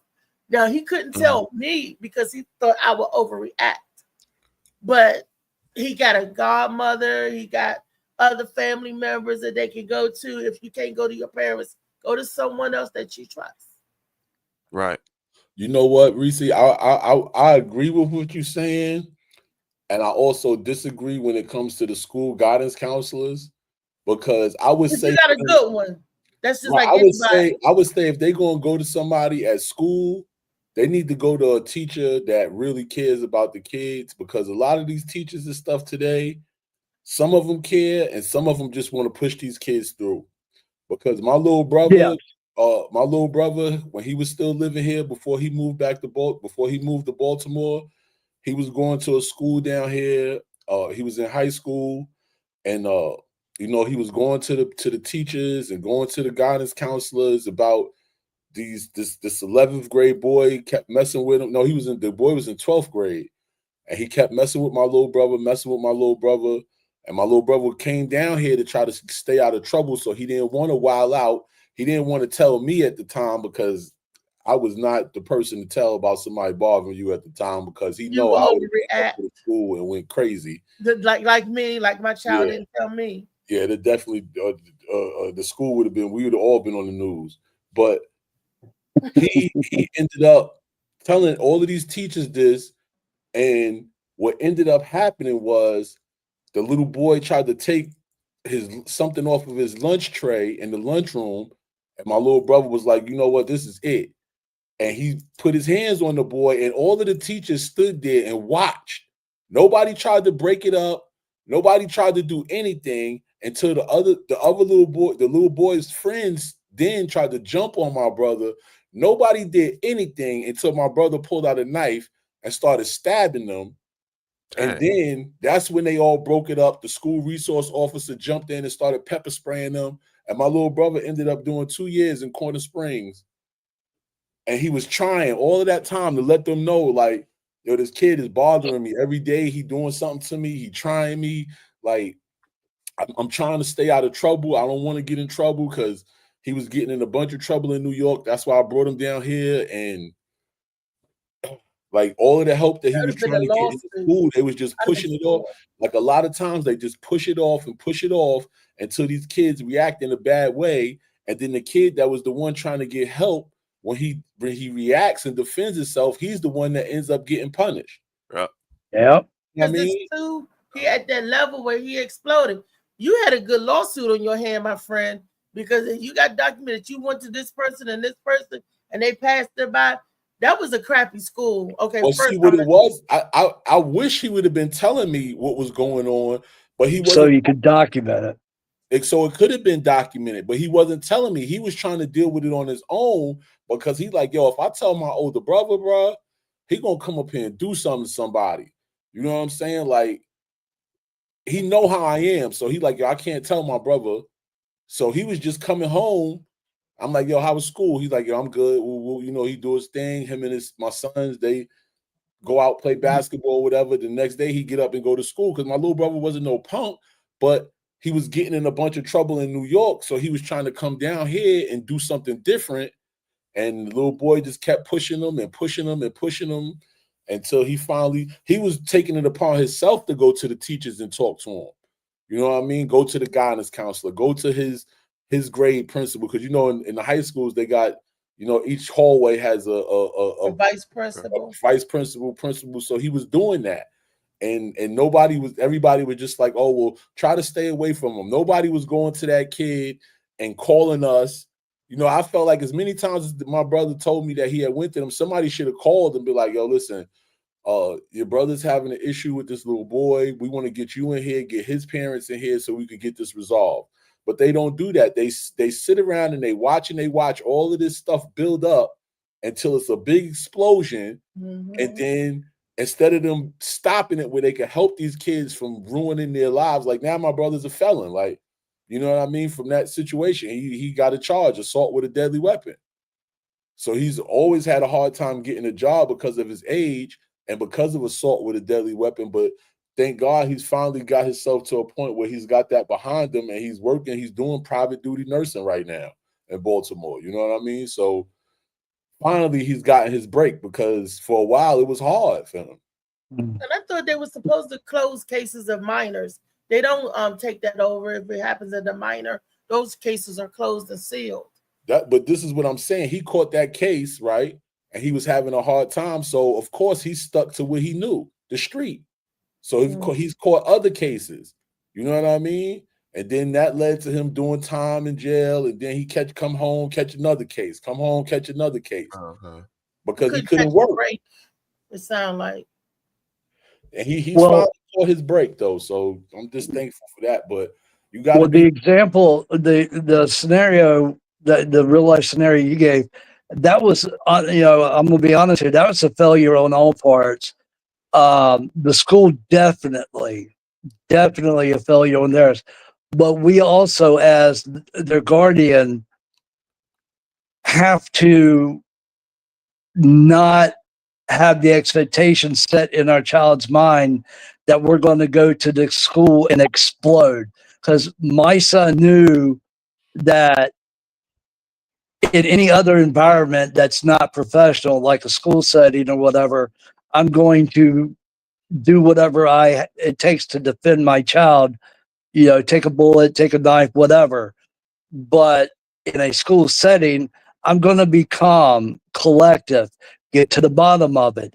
And then if I don't like what I hear, you know, I'm going to argue it, hear them out, and then we're going to walk away. And then I'm going to tell him, all right, just like I did, hey, you defend yourself. If they suspend you, so be it. I'm not going to be mad at you as long as you are only defending yourself. Now, if you start it and you get suspended, then me and you, son, are going to have a problem. But if you're only defending yourself and you get suspended, we're going to have a couple of days vacation. away from school. We're going to play Xbox. We're going to do this because I'm not going to punish you for simply defending yourself because the school is an idiot. So we have to change that perception in our kids' minds that, oh, I can't tell mom or dad because they're going to go up there and act a fool. Not saying you're a fool, but just a saying. They're going to go up there and Oh, no, explode. I am a fool, Scotty. I am a For fool. my Well, child, I'm not I'm calling trying you to a be. fool. I I'm didn't trying want to you to be. I'm think trying to that. be a It's just retired a fool, saying. though. I I'm know, trying I to be know. a You know what I'm retired saying, fool now. Chow. But I mean, because LA knows. I mean, for some reason, I'm a nice guy. For some reason, I had some reputation of being an asshole in the ring, and I never stiffed nobody except for my chops. But I would. I have an attitude. I will be an asshole when it's the right time. Right. And in a school setting, I guess it's just was my upbringing with who my father was, who he was in the community here in Roanoke with the skate rink and all that. I learned by osmosis, watched him. And then when he had to bust some heads, when there was idiots at the skate rink that didn't know how to behave, he busted some heads. But when he had to be professional, he was professional. And I knew going to school when I got called to school on issues or whatever, I knew how to conduct myself. It shocks the shit out of my mom when she's like, "Your mouth is going to get you in trouble," and she sees me going, conduct myself in the front, helping her resolve issues at the bank or whatever. She's like, "Now, don't remember, you can't cuss," and because I'm cussing all the time. And she would, when I taken care of an issue for her, now remember, you can't run your mouth. Mom, chill. I know. Because she's so afraid of what I'll say. I know how to handle myself. I have an on and off switch, believe it or not. But I mean, we got to change that perception so that we as parents can handle it differently. So that maybe you could have been at the time getting all that documentation from him, and then you would have had something to go and sue the school board with because it ultimately falls on the school board for not teaching their vice principal, their teachers, their guidance counselor, or whatever, for not taking care of it. And it falls on them. And then there is a massive lawsuit to be had. he still could have had one because all he had to do at that time when it happened, you said you told the teachers. I would have went that day to them teachers. Did you know about it? Did you know about it? Because if But the they teachers could say know no. about it, I mean, if say, there's no yeah, proof, but we thought it was it's nothing. word versus word. Yeah, but if they're honest, Yeah, honest, but they admit they're it, going to lie. I mean, they can lie on the stand. There's no way to prove it. maybe some, maybe some. I mean, unless they had a corroborating witness, And then corroborating witnesses and other it's kids, their word versus a child. but it would have been that other kids. I would have been getting everybody's statement. But I guess your mind wasn't thinking like that. It was just I mean, it's possible. It would have been a lot harder to prove.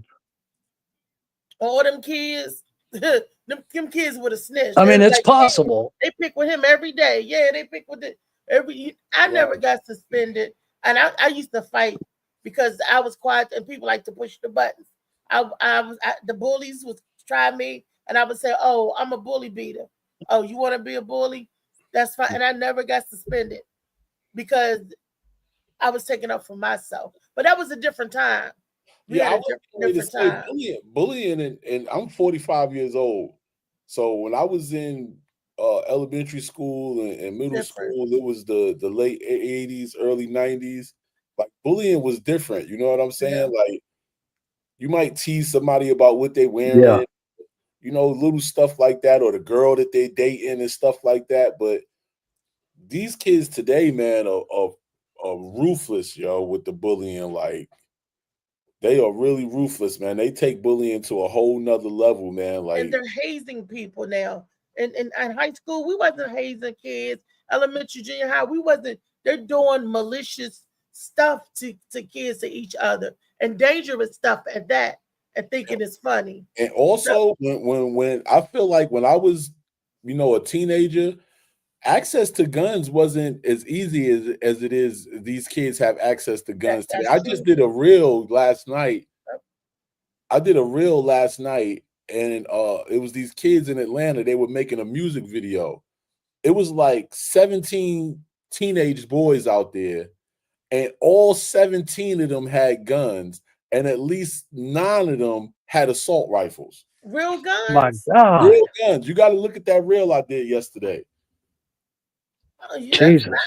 Yeah, it was like 17 of them out there, and at least 10 out of at least I would say at least 11 out of the 17 kids had assault rifles.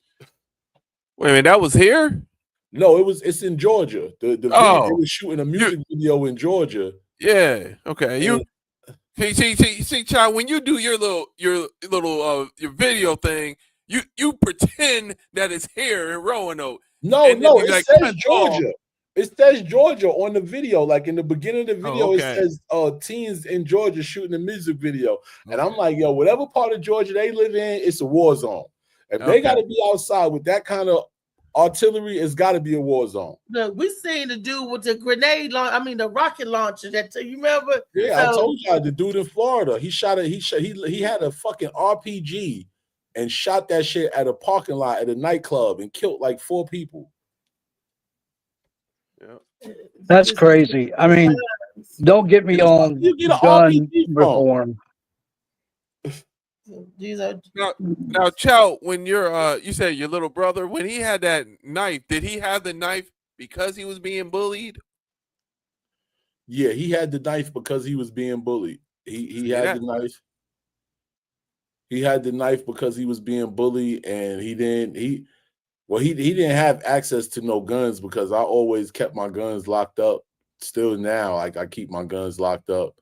But you know, he went to Walmart and brought him a little $1 pocket knife. You know what I mean? Like at the time I was living in Lincoln Terrace, and him and my sons, they walked to Walmart from Lincoln Terrace, you know what I mean? And he went and brought him a little pocket knife and was taking it with him to school because the boy was bigger than him. At the time, my brother was in 9th grade, and the boy was in 11th or 12th grade or something. He was way bigger than my brother, but my brother ain't like. It's just like he not going the way that we all was raised. Like we're not going to back down from nobody. You bleed the same way I bleed. Like only thing that's going to happen if we fight, I'm gonna win or I'm gonna lose, one or the other. You know what I mean? But right. So he was just like. And at the time, I wasn't, you know what I mean? I wasn't working and I was in the street. So when I'm in the street, I'm a whole different person. Like, you know what I'm saying? And he knew if he told me what was going on, then I'd have been like, all right, well, look, let me go. Who's this kid's pops? Like, I need to go holler at his pops because I ain't about to do nothing to no kid. Where's pops at? You know what I'm saying? So yeah, he just was like, he was trying to keep me out of trouble, but not get himself in trouble, and still ended up getting himself in trouble, which I mean, it was a messed up situation, you know what I'm saying? But he did his time. He ended up, out of the 2 years that they gave him, he ended up doing like 1 year and 4 months, something like that, and came home. And he wanted to go to Baltimore with my sister, so that's where he went. Okay, well that's good because that situation reminds me of there's something that's going on now in Frisco, Texas. I don't know if you heard about the Carmelo Anthony. And Austin Metcalf and yeah, because he had a knife and stuff, and I was thinking, was he being bullied also? Because that triggers like you've got a knife for a reason. You ain't just got a knife just to have a knife. So well, you got to think though, in Texas, a lot of them kids are raised up like with the cowboy mentality. Like everybody in Texas carries a pocket knife. You know what I'm saying? Like, so kids, some of those kids get pocket, like when I used to go to West Virginia and visit my grandparents and stuff, my granddaddy gave me a little pocket knife when I was a little kid. You know what I mean? Like, okay, I was like 11 or 12 years old. My granddaddy gave me a little pocket knife, talking about I could whittle wood. I didn't know what the fuck whittling wood was, but I'm like, all right. What part of West Virginia? Oak Hill. Oh my God. I wrestled in Oak Hill for years every Tuesday night at the National Guard Armory. Really? Yes. For APW. My grandfather That's what- was Daniel Pounds, man. He used to have all kind of stuff going on in West Virginia. He was a Freemason and a lot. My Yes, father was well known in West Virginia, especially in Oak Hill and Whipple and Beckley. yes. You say Daniel Pounds. You got a cousin named Keith Pounds? I have I have family in Dansville that I just found about 2 years ago that are Poundses, and it's a street in Danville named Pound Street. That's how many Poundses are in Dansville. Pounds Road or something like that. But From right. 1998 to I think it was 2002, APW ran shows every Tuesday night at the National Guard Armory, Yeah. which, if I remember, is near a school or something. WOAY up there, I think it's this TV station. Probably I don't know. I'm not. But Yeah, that's when yeah, you and I Spider, just right? Uh, I was what? You and Spider were tag team, right? When you went to West Virginia? No, that was Johnny Blast. Yeah, that was Johnny Blast and Blast and Spider, the Spider. Urban Yeah, Death yeah. Squad. the Urban Death Yeah. Squad. I like that. I was Yeah, I going up remember that. there. I was their champion for a while, but every Tuesday night they'd pack that NGA out with 200-300 people because there was nothing to do on Tuesday nights. There was no wrestling on TV Tuesday nights, and it was a hell of talent roster. We were having people like Chris, all the people can come in. Was like War Machine, me, Scotty Beaver, Urban Death Squad. God, I can't remember. Brian Douglas, the Canadians.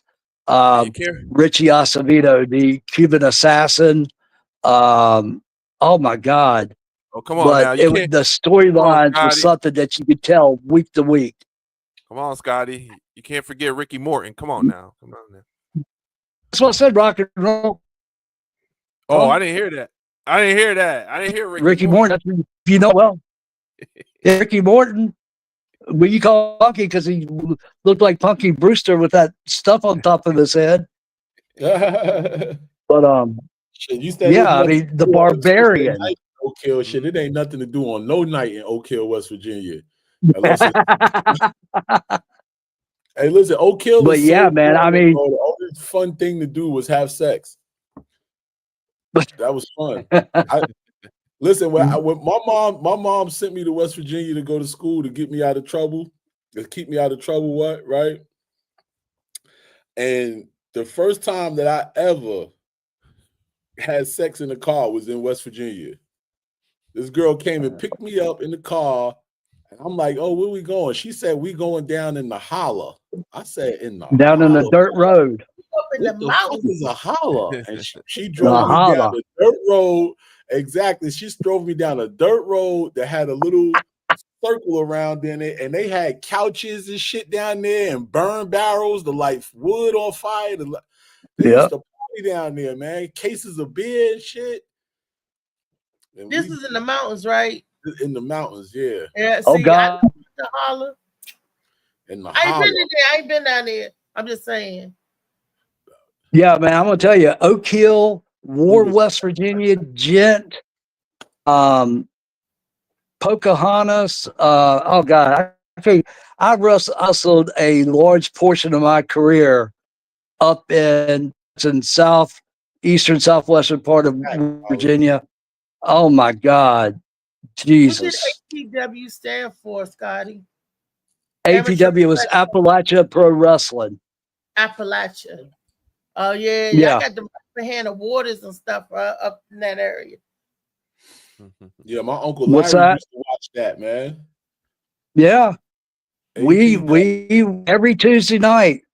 I mean, when we got there early, because I would get off third shift sales for HSN at 7:30 Tuesday morning.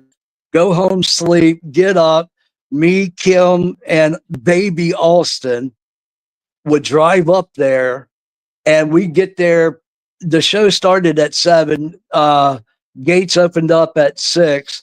We get there around 4:30, 5 o'clock, and there's a line out waiting to get in because, you know, it was just one ticket price, sat where you could.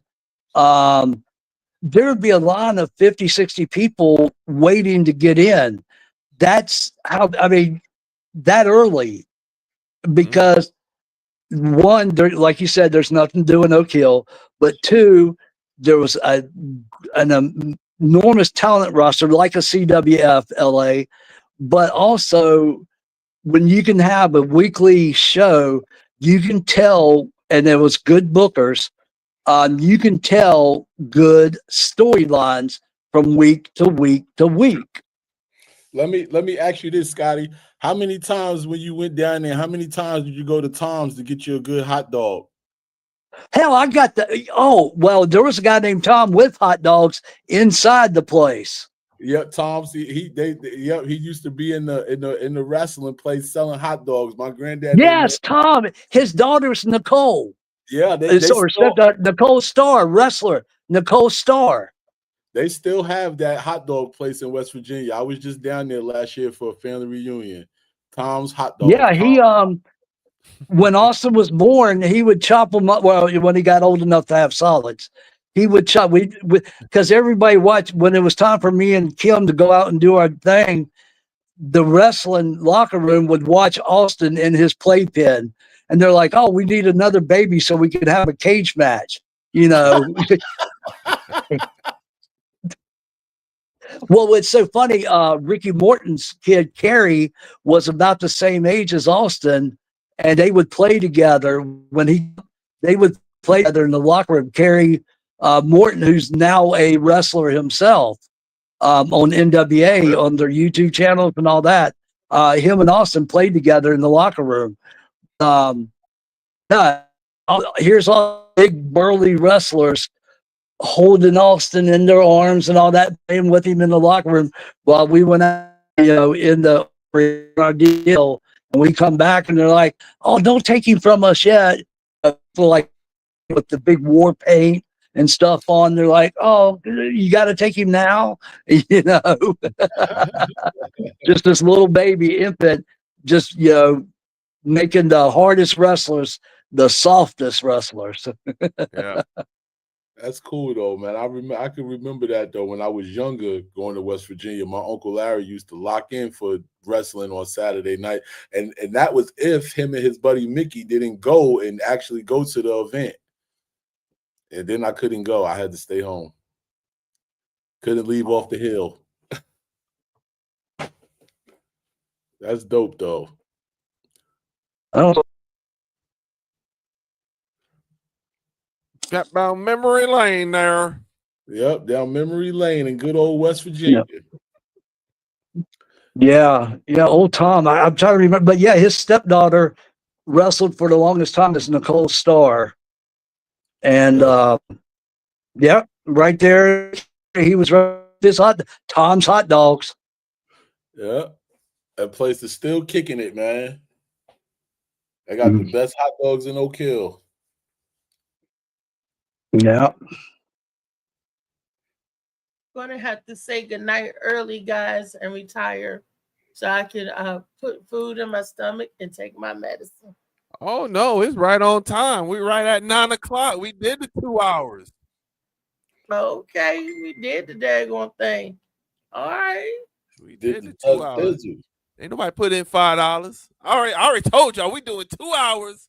If you want to put in $5 more, we can do another hour because that's how I am now. It's been 2 hours. And I really enjoyed doing something. This was something different. I appreciate it. Scott, I mean, like I said, I'm one of those. It could have been happier circumstances, but I think this is something that needs to be people need to talk about. Something we do. That was important, man. I really enjoyed tonight's show, and I appreciate you for sharing your story with us, Scott, and letting us, learn from you and be able to share our stories. And tonight this was a great show. I'm gonna share my story. And just remember, if you are doing like things, call or text 988, the National Suicide Hotline. Please don't put your friends, what my family and friends are going. Oh, you going out, Scotty? I personally have experienced, reach out to somebody, and those check on your friends, check your sisters, whether they blood or by love, by choice. Just check on somebody if you even suspect they're going through something hard. Don't go, oh well, maybe. No, don't even question. Just say, hey man, is everything okay? And they say, oh, everything's fine. Don't say man, because say, be nosy. I'd rather listen to you. All right, Scott, you going out again? What you doing? He's going out on time. He's Yeah. telling people, say it if it's worth saving me. Say it. Be there for that person. Check on them. Be there for So let me try. saying. Right. Well, out there, before you get on out of here, let us know what you're going to be doing for the week. Where you going to be?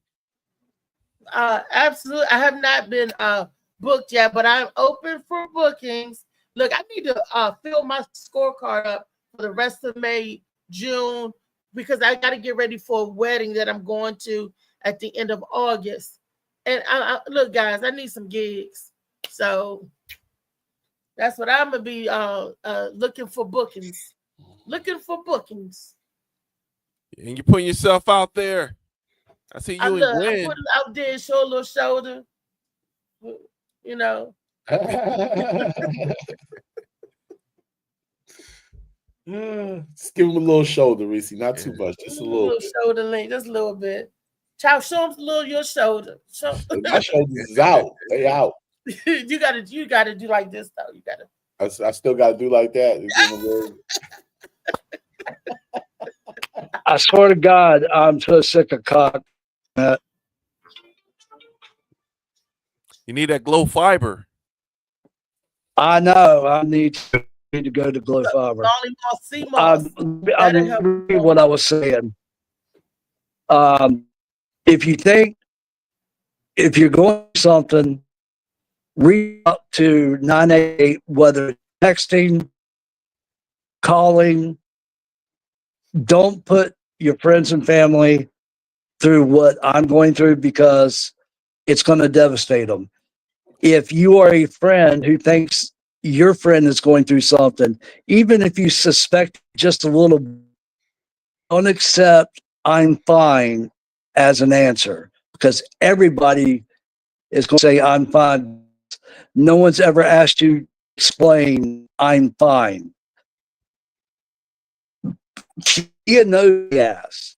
Just say, hey, keep pounding, because I would rather listen to you talk than read about you in the paper later. Right.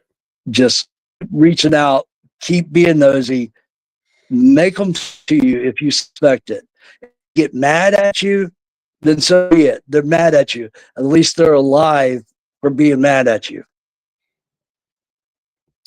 For real. You know, whether they're family by love, by blood, or by choice. That's right, Molly. Pray, meditate, and stay positive. That's real. That is real. Wow. Well, Scotty, if you like, because like I said, we're about to end the show. If you want to say some things before we head on out. Hey, I appreciate you giving me this platform for sharing my story. Like I said, I am an open book about my experience. Anybody that wants to reach out, if you're going through something, you can find me on Facebook. Send me a message on Messenger. I'm not always quick to see message requests if we're friends. I do try to check it periodically. I am down to talking with you if you're going through something. if you whether it's going through something, if it's anything mental health or just anything, I will talk to you. I will chat with you. And if you need to talk verbally, if you need to meet up somewhere, do my best to meet with you. Um, I've been through, unfortunately, I've been through a lot in my 56 years. And a lot of that struggle, a lot of that grief and all that, some ingrained wisdom. I will help you in any way I can, even if it's just listening to you. Like I said, I'd rather listen to you for hours than to read a 3-minute article about you later on social media or in the paper. I'm willing to talk to anybody. I don't care what you've done or what your background is or anything. That's what my dad would have done. That's what my dad did for people at this. I am my father. I have his heart. I gave that heart to my son, which was evident by the people that showed up at his funeral. I'm just going to keep doing that same thing. And so you can reach me on by my real name, Scott Setchel, Setchel, on Facebook, or look up Heat Miser Scotty Blaze on Facebook. You can pull me up either way. It's the same profile. If we're not friends, send me a message request on Messenger. I'll do my best to check those requests. And hey, let's get down and talk. All right. And here, Molly just said, show just got started. He got questions for Scotty. No, the show started 2 hours ago. It ain't just get started. You know how Molly do. I know what he's doing. Your Cash App going ding in a minute. I don't hear anything. But he did ask, do you help people in the DMV area? Okay, somebody smart me up. What's the DMV area? Washington, D.C., Maryland, Virginia. That's up here. Oh, okay. Here we got Street Line. I wish I had the number. Phil Page would have been good to talk about that. We got Instagram and your Instagram. And yeah, I do have Instagram. You can look the same way. I have Instagram. I have Twitter. I have a TikTok. Just look up Heat Miser Scotty Blaze or Heat Miser Blaze. Heat Miser spelled HeatMiser. You'll find me on there. I'll try to check. I don't do Instagram much, but I do get notifications on it. I'm just not a big Instagram user, but I do have an account. So if you send me something, I'll get a notification on it.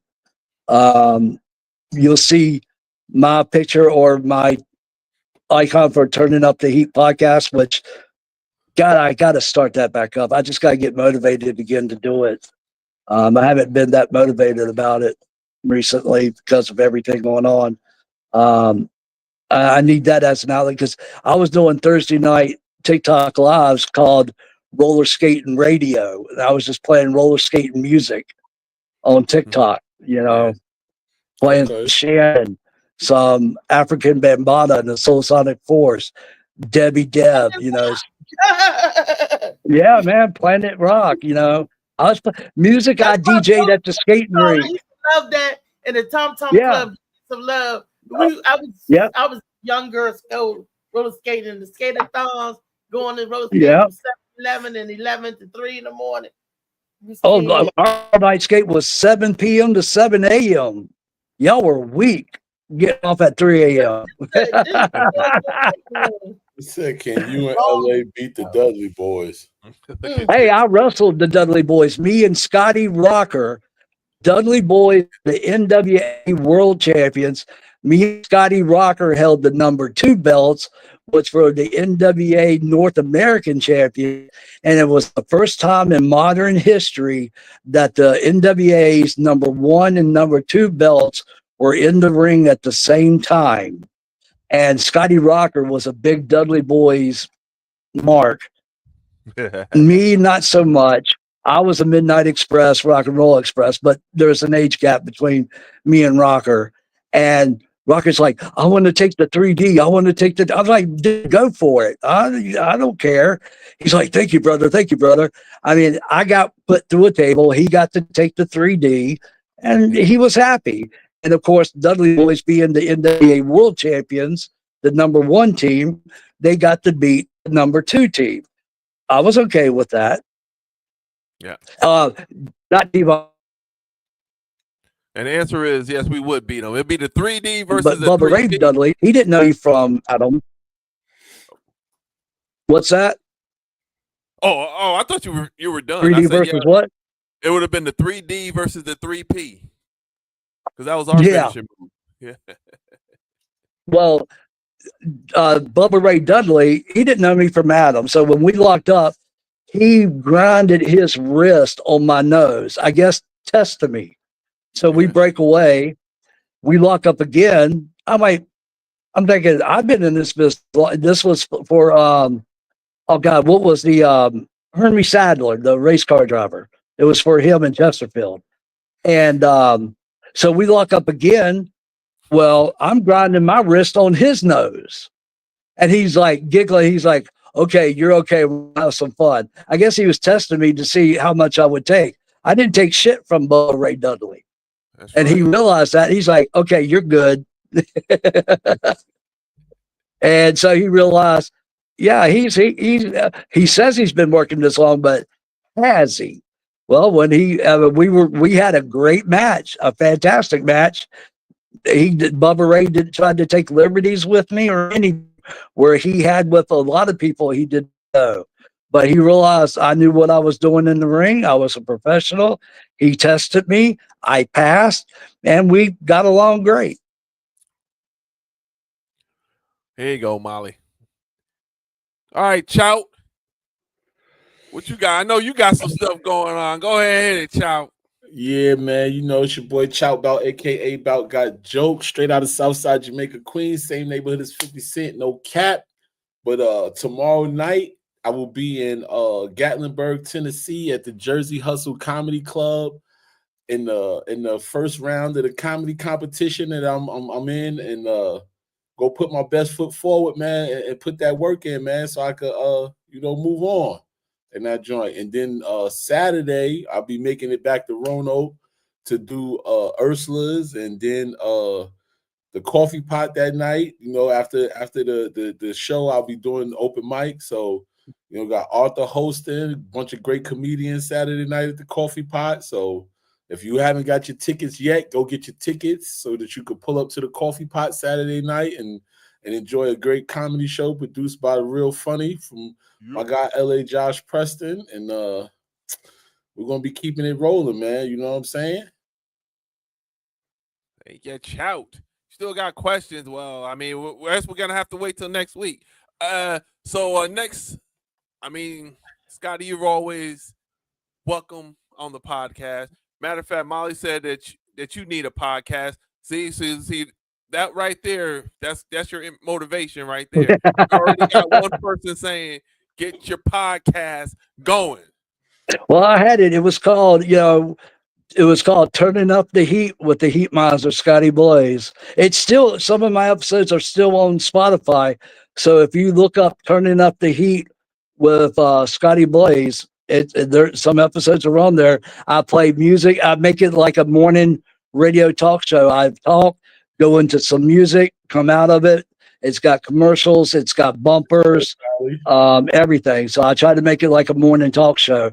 And it's not for young ears. Well, listen, man, anytime you need guests or anything, just hit me up, man. I'll pull up.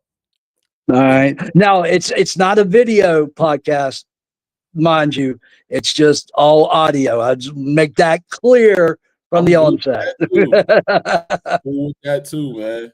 Yeah, I hadn't figured out at that time how to get guests on. So it was just me talking. I'd have subjects of the day, whether it's movie reviews, game reviews, local politics, local subjects, national subjects, world events, talking about whatever. And that's what I'm gonna do when I get back. I'd have a subject at the end of each show.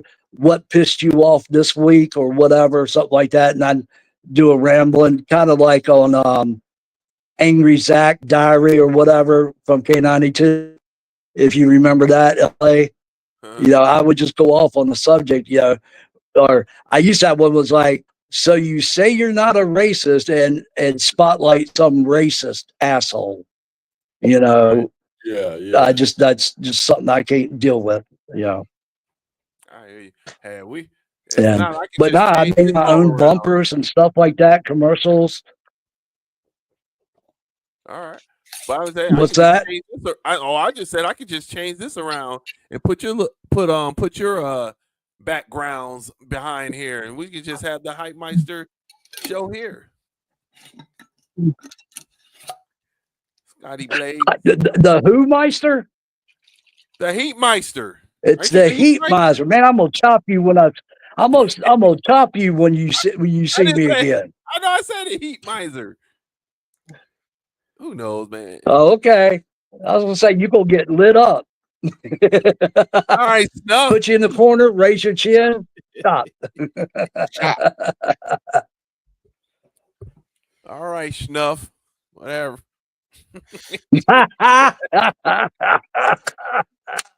Man, oh my I bet God. Jay Money might have that daggone video. He always was videotaping. Oh man, I cannot tell you the last time I seen him. Yeah, it's been forever for me since I got out. Yeah. When did you get out? I forget. What year did you get out? It was like 2003, 2004. Oh it's my right after I had God. my son. Yeah, it's right after I had my son. Jesus, I went 11 more years after you got out. Mm-hmm. Yep. Yeah, you're gonna have to drop that father figure. Some of your wrestling one night, LA. What's that? I said you're gonna definitely have to drop a clip one night on the podcast of one of your a clip of one of your matches, man. I gotta see LA the wrestler. I'll get it done. That's one on my list. Okay. I'll tell you, Southside Players was something, man. That crowd loved them when they came out. There was a definite pop. They had the charisma. LA was definitely the charisma of that team. He was. I mean, you could tell. I mean, why he became a comedian. I mean, he was definitely the charisma. He was the mouthpiece of that team, and they were a phenomenal team. So take it from me. I mean, they were something. They were absolutely something. Yeah, I can see LA now. Let me tell you something, Mean Gene. Yeah, we were pretty good. I look back at some of my times like, that was pretty good. Yeah. I was just like the old school brawler with just a new school flavor. I hit people very hard in safe places. When I hit people, they heard it. And so they knew the impact was real. But I never injured a single person in 27 years. Now, they may have went home with some red chests, but they never went home injured. They went home sore.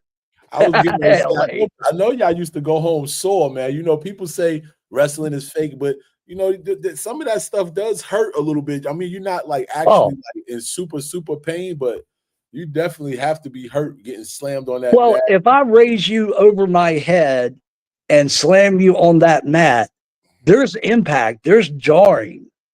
And when you do that over and over and over so many times in a match, and then you figure out how many matches you have in a month, in a year, or whatever, that takes its toll. Yeah.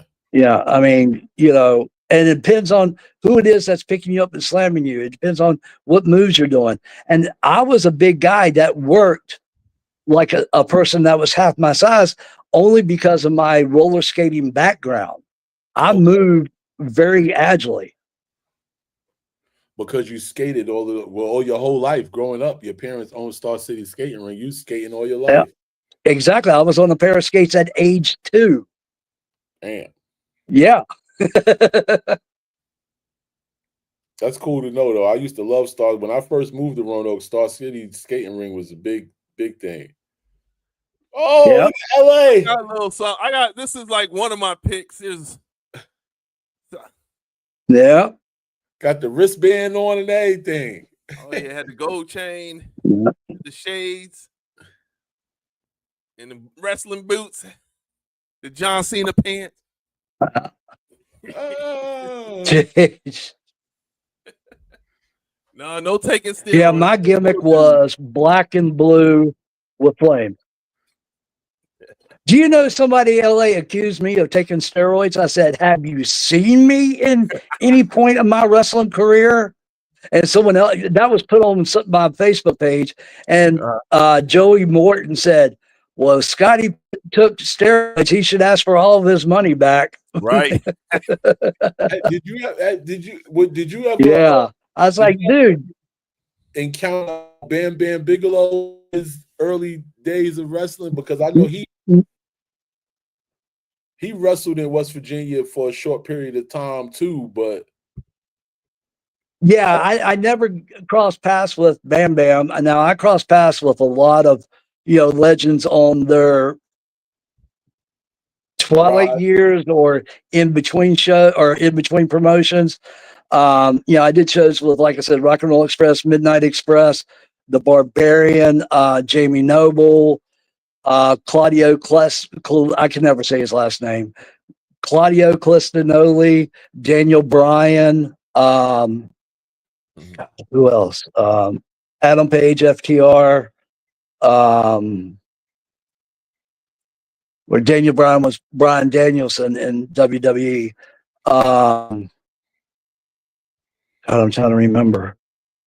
Al Snow, Raven, of course, Tony Atlas, because he was from Roanoke. Yeah. Ivan Koloff, Nikita Koloff, Dustin Rhodes, Dusty Rhodes. I did several shows with Reed Flair, Rick Son's youngest son, that passed away several years ago. Oh, I got a picture of me and Reed Flair in Pelham, and the person that took the picture was Ashley Flair, who is everybody knows as Charlotte Flair, but it was before she got in the business. She's the one that took it, but everybody knows her now in the WWE as Charlotte Flair. okay. Woo! So I've been around. I was, from 1987 to 2014, traveling up and down the East Coast. You cross paths with some people before they were famous or after they were famous. That's so true. That's dope. All right. Well, that's gonna do it for tonight. Enough wrestling. We might do that wrestling. Yeah, you need to do a wrestling show, man. Once I'm gonna get my tape and stuff in order, and we'll do one. Well, I'll see what I can do. Let's put it like that. LA, I just want to ask you one question. What was the best thing that you finally got to eat when you was in Canada? I seen you posting all these pictures, all these different food spots you was hitting up. What did you finally find that if you go back, you're definitely going to get it again? That Tim Hortons place is nice. Okay. I've heard all about it. Tim Hortons they got Hey, this what's chicken. up, my guy? They got this lime chicken cilantro dish. And it's, oh my goodness, it was so good. Has like ranch dressing on it. Woo! It was that and some fried rice. It was so good. And I tried poutine, that's some fattening stuff, man. It had like bacon, potato, French fries, gravy. I'm like, yow, this is a lot Good of Lord. Yeah. That's some carbs. Yeah. You lost But me when you said it was bacon. good though. I don't eat no pork. It was good. But try it. If a Tim Hortons, that chicken lime cilantro dish is so good. Okay. My guy Dave Rams just jumped in the joint. What's up, my guy, Big Dave? Oh man, everybody coming in all late and stuff, man. Man, what is all that about? I know. They People gotta go to work. They used to us rolling and rolling and rolling. Me doing what I just did. I keep saying stuff. I know. I seen that, Josh. Yeah, man. It's been like 2 weeks. We ain't had no podcast. You know what I mean? So, I just had to try my luck a little bit. I thought that gave Molly a little incentive to hit that Cash App up. You know what I mean? Somebody send $5 to the Cash App, man. Let's Nobody keep it sending rolling, anything to the Cash App. We gotta work. I gotta work tomorrow. And you got a show tomorrow. You got a show to win. Yeah. I'm Yeah. out here Hey. early in the morning. I'm trying to get down there early tomorrow so I can relax before showtime and get my set together and be ready to rock and roll. Well, good luck to you, Chow. Thank you, Scotty. Thank you. All Go right. down there and put that work in. But we'll be back next week Thursday, and if I can get some videos, and if Scott is still wants to come on as well, we can chop up some wrestling. I'll come on. Hey man, LA, anytime you want me on, just let me know, man. I mean, I could talk shit with the best of them. I may not be as funny as you comedians, but I'll be a smart ass. And this was good for you tonight, man. I could see it in your face. You look good now. Like you feel like you look like you feel real good. You know what I mean? Being able to share with all of us and Oh yeah, get the feedback. So it's therapeutic. It is. It's therapeutic. that's all right. All right. Well, we will definitely. Well, I'm sure we'll be talking through y'all all through the week. But for the podcast, I'll see y'all next Thursday. And we're gonna do some wrestling stuff. I'm All right, brother. All right. Y'all take care. All right. Love y'all. Love y'all. Yeah. All right. All right. That's gonna do it for this week on the podcast. Thank everybody for coming on here. Thank y'all for the likes and a lot of likes. Thank y'all, man. I appreciate that. We will do something. Yeah, we're gonna do something next week. And talking to Scott and Chow and Thea and talking about mental health. I feel better about myself now. I don't feel like talking about what I wanted to talk about this week. There was something I had to get off my chest, but now I'm like, you know what? Let it slide. Just let it go, because I know it's probably over, but I know it's over, so just let it be. Now, if it pops back up, then I'm gonna have to pop back up. But that's gonna do it for tonight. Thank all y'all for being here. We will be doing this again next week, next Thursday, 7 p.m. Eastern time. We had to do it on Wednesday because Chow is doing his he's gonna win his comedy competition at Jersey Hustle Comedy Club tomorrow at 8 p.m. Eastern time. And I know Chow is like a co-host here because he's always wanted to come on the show. So I said I'm gonna have it on Wednesday instead of him not being here and doing it on Thursday and stuff. So, and plus it'll help me out because, like I say, he helps out with the podcast. I don't have to keep going and going and going and going. He's got my back, you know. So we'll do it next week, next Thursday, 7 p.m. Eastern time. For me, I'm not going to do anything Thursday, but Friday I will be in Massillon, Ohio, doing the Real Funny Comedy Tour with Torrin Rogers. That's going to be at 9:30. We got a show at 9:30 p.m. in Ohio, which is good because I thought I got the day off for work, and it comes to find out, nope, I did not get off that day. So, but fortunately, I get off early, so I can just drive to Ohio, do the comedy show. And then Saturday we got two shows: Ursula's Cafe at 3 p.m. and at the Coffee Pot at 8 p.m. And I'm gonna just show this real quick. I know most of y'all probably like, yeah, whatever. But like I said, this is the end of the show. We've gone on 2.5 hours. We're half an hour over, but that's still fine. I'm having, like I said, I have a good time. Let me see if I can find that clip real quick, which I'm sure I can. Let me get this. Shoot. Is it together? I don't think it's together. Oh yeah, it is. It is together. All right. Well, let me show this real quick. Bam, bam. Present. Share screen. This is what's going on Saturday. I can share that real quick. This right here, Saturday, May 17th, 3 p.m. The Real Funny Open Mic Comedy Show hosted by Arthur Stump. No cover charge. Y'all want to come out there and support Ursula's Cafe. They help with the homeless. So it's one of those donate what you can. Please donate and help us out. And then this is for Saturday night, the Real Funny Comedy Show hosted by Arthur Stump. We got comedians from North Carolina,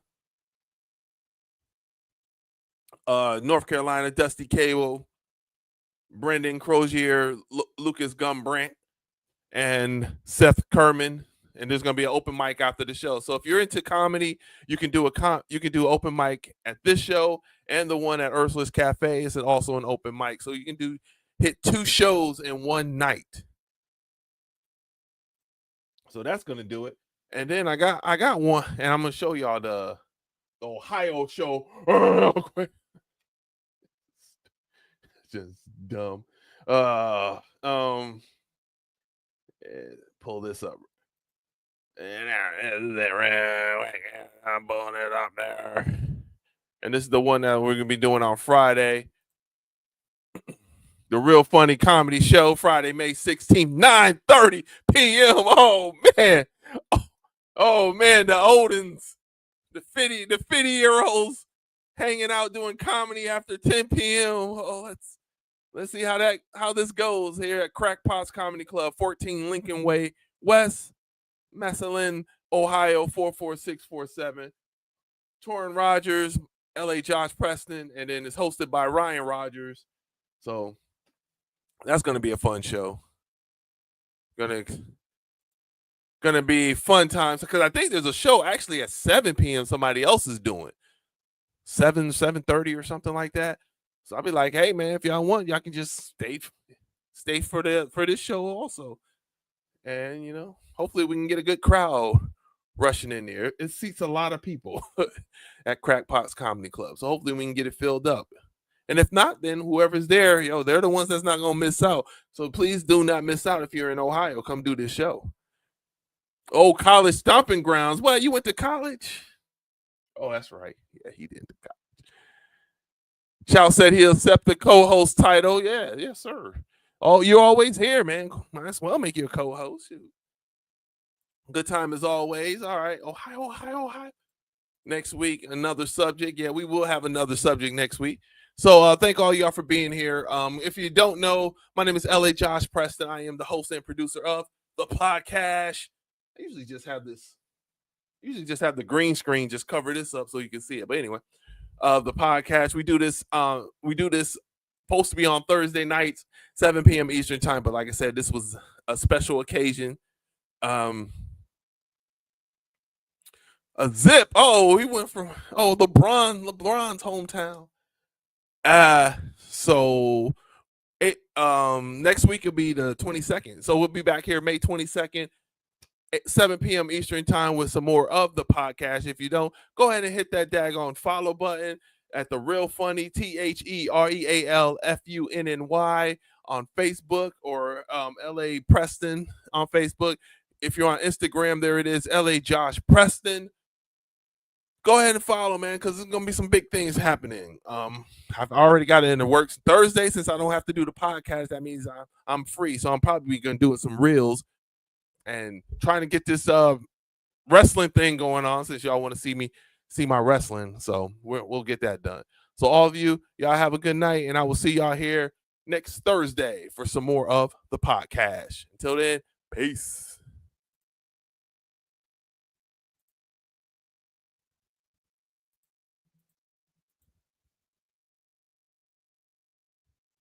Oh, wait a minute. Before I do, I gotta also say thanks for Althea McFarlane, Scotty Blaze, Scott Setchel, and Shoutbout for being a guest on the show. All right, and thank all of y'all for chiming in and saying some good stuff about us. Now I can say y'all have a good night. Peace.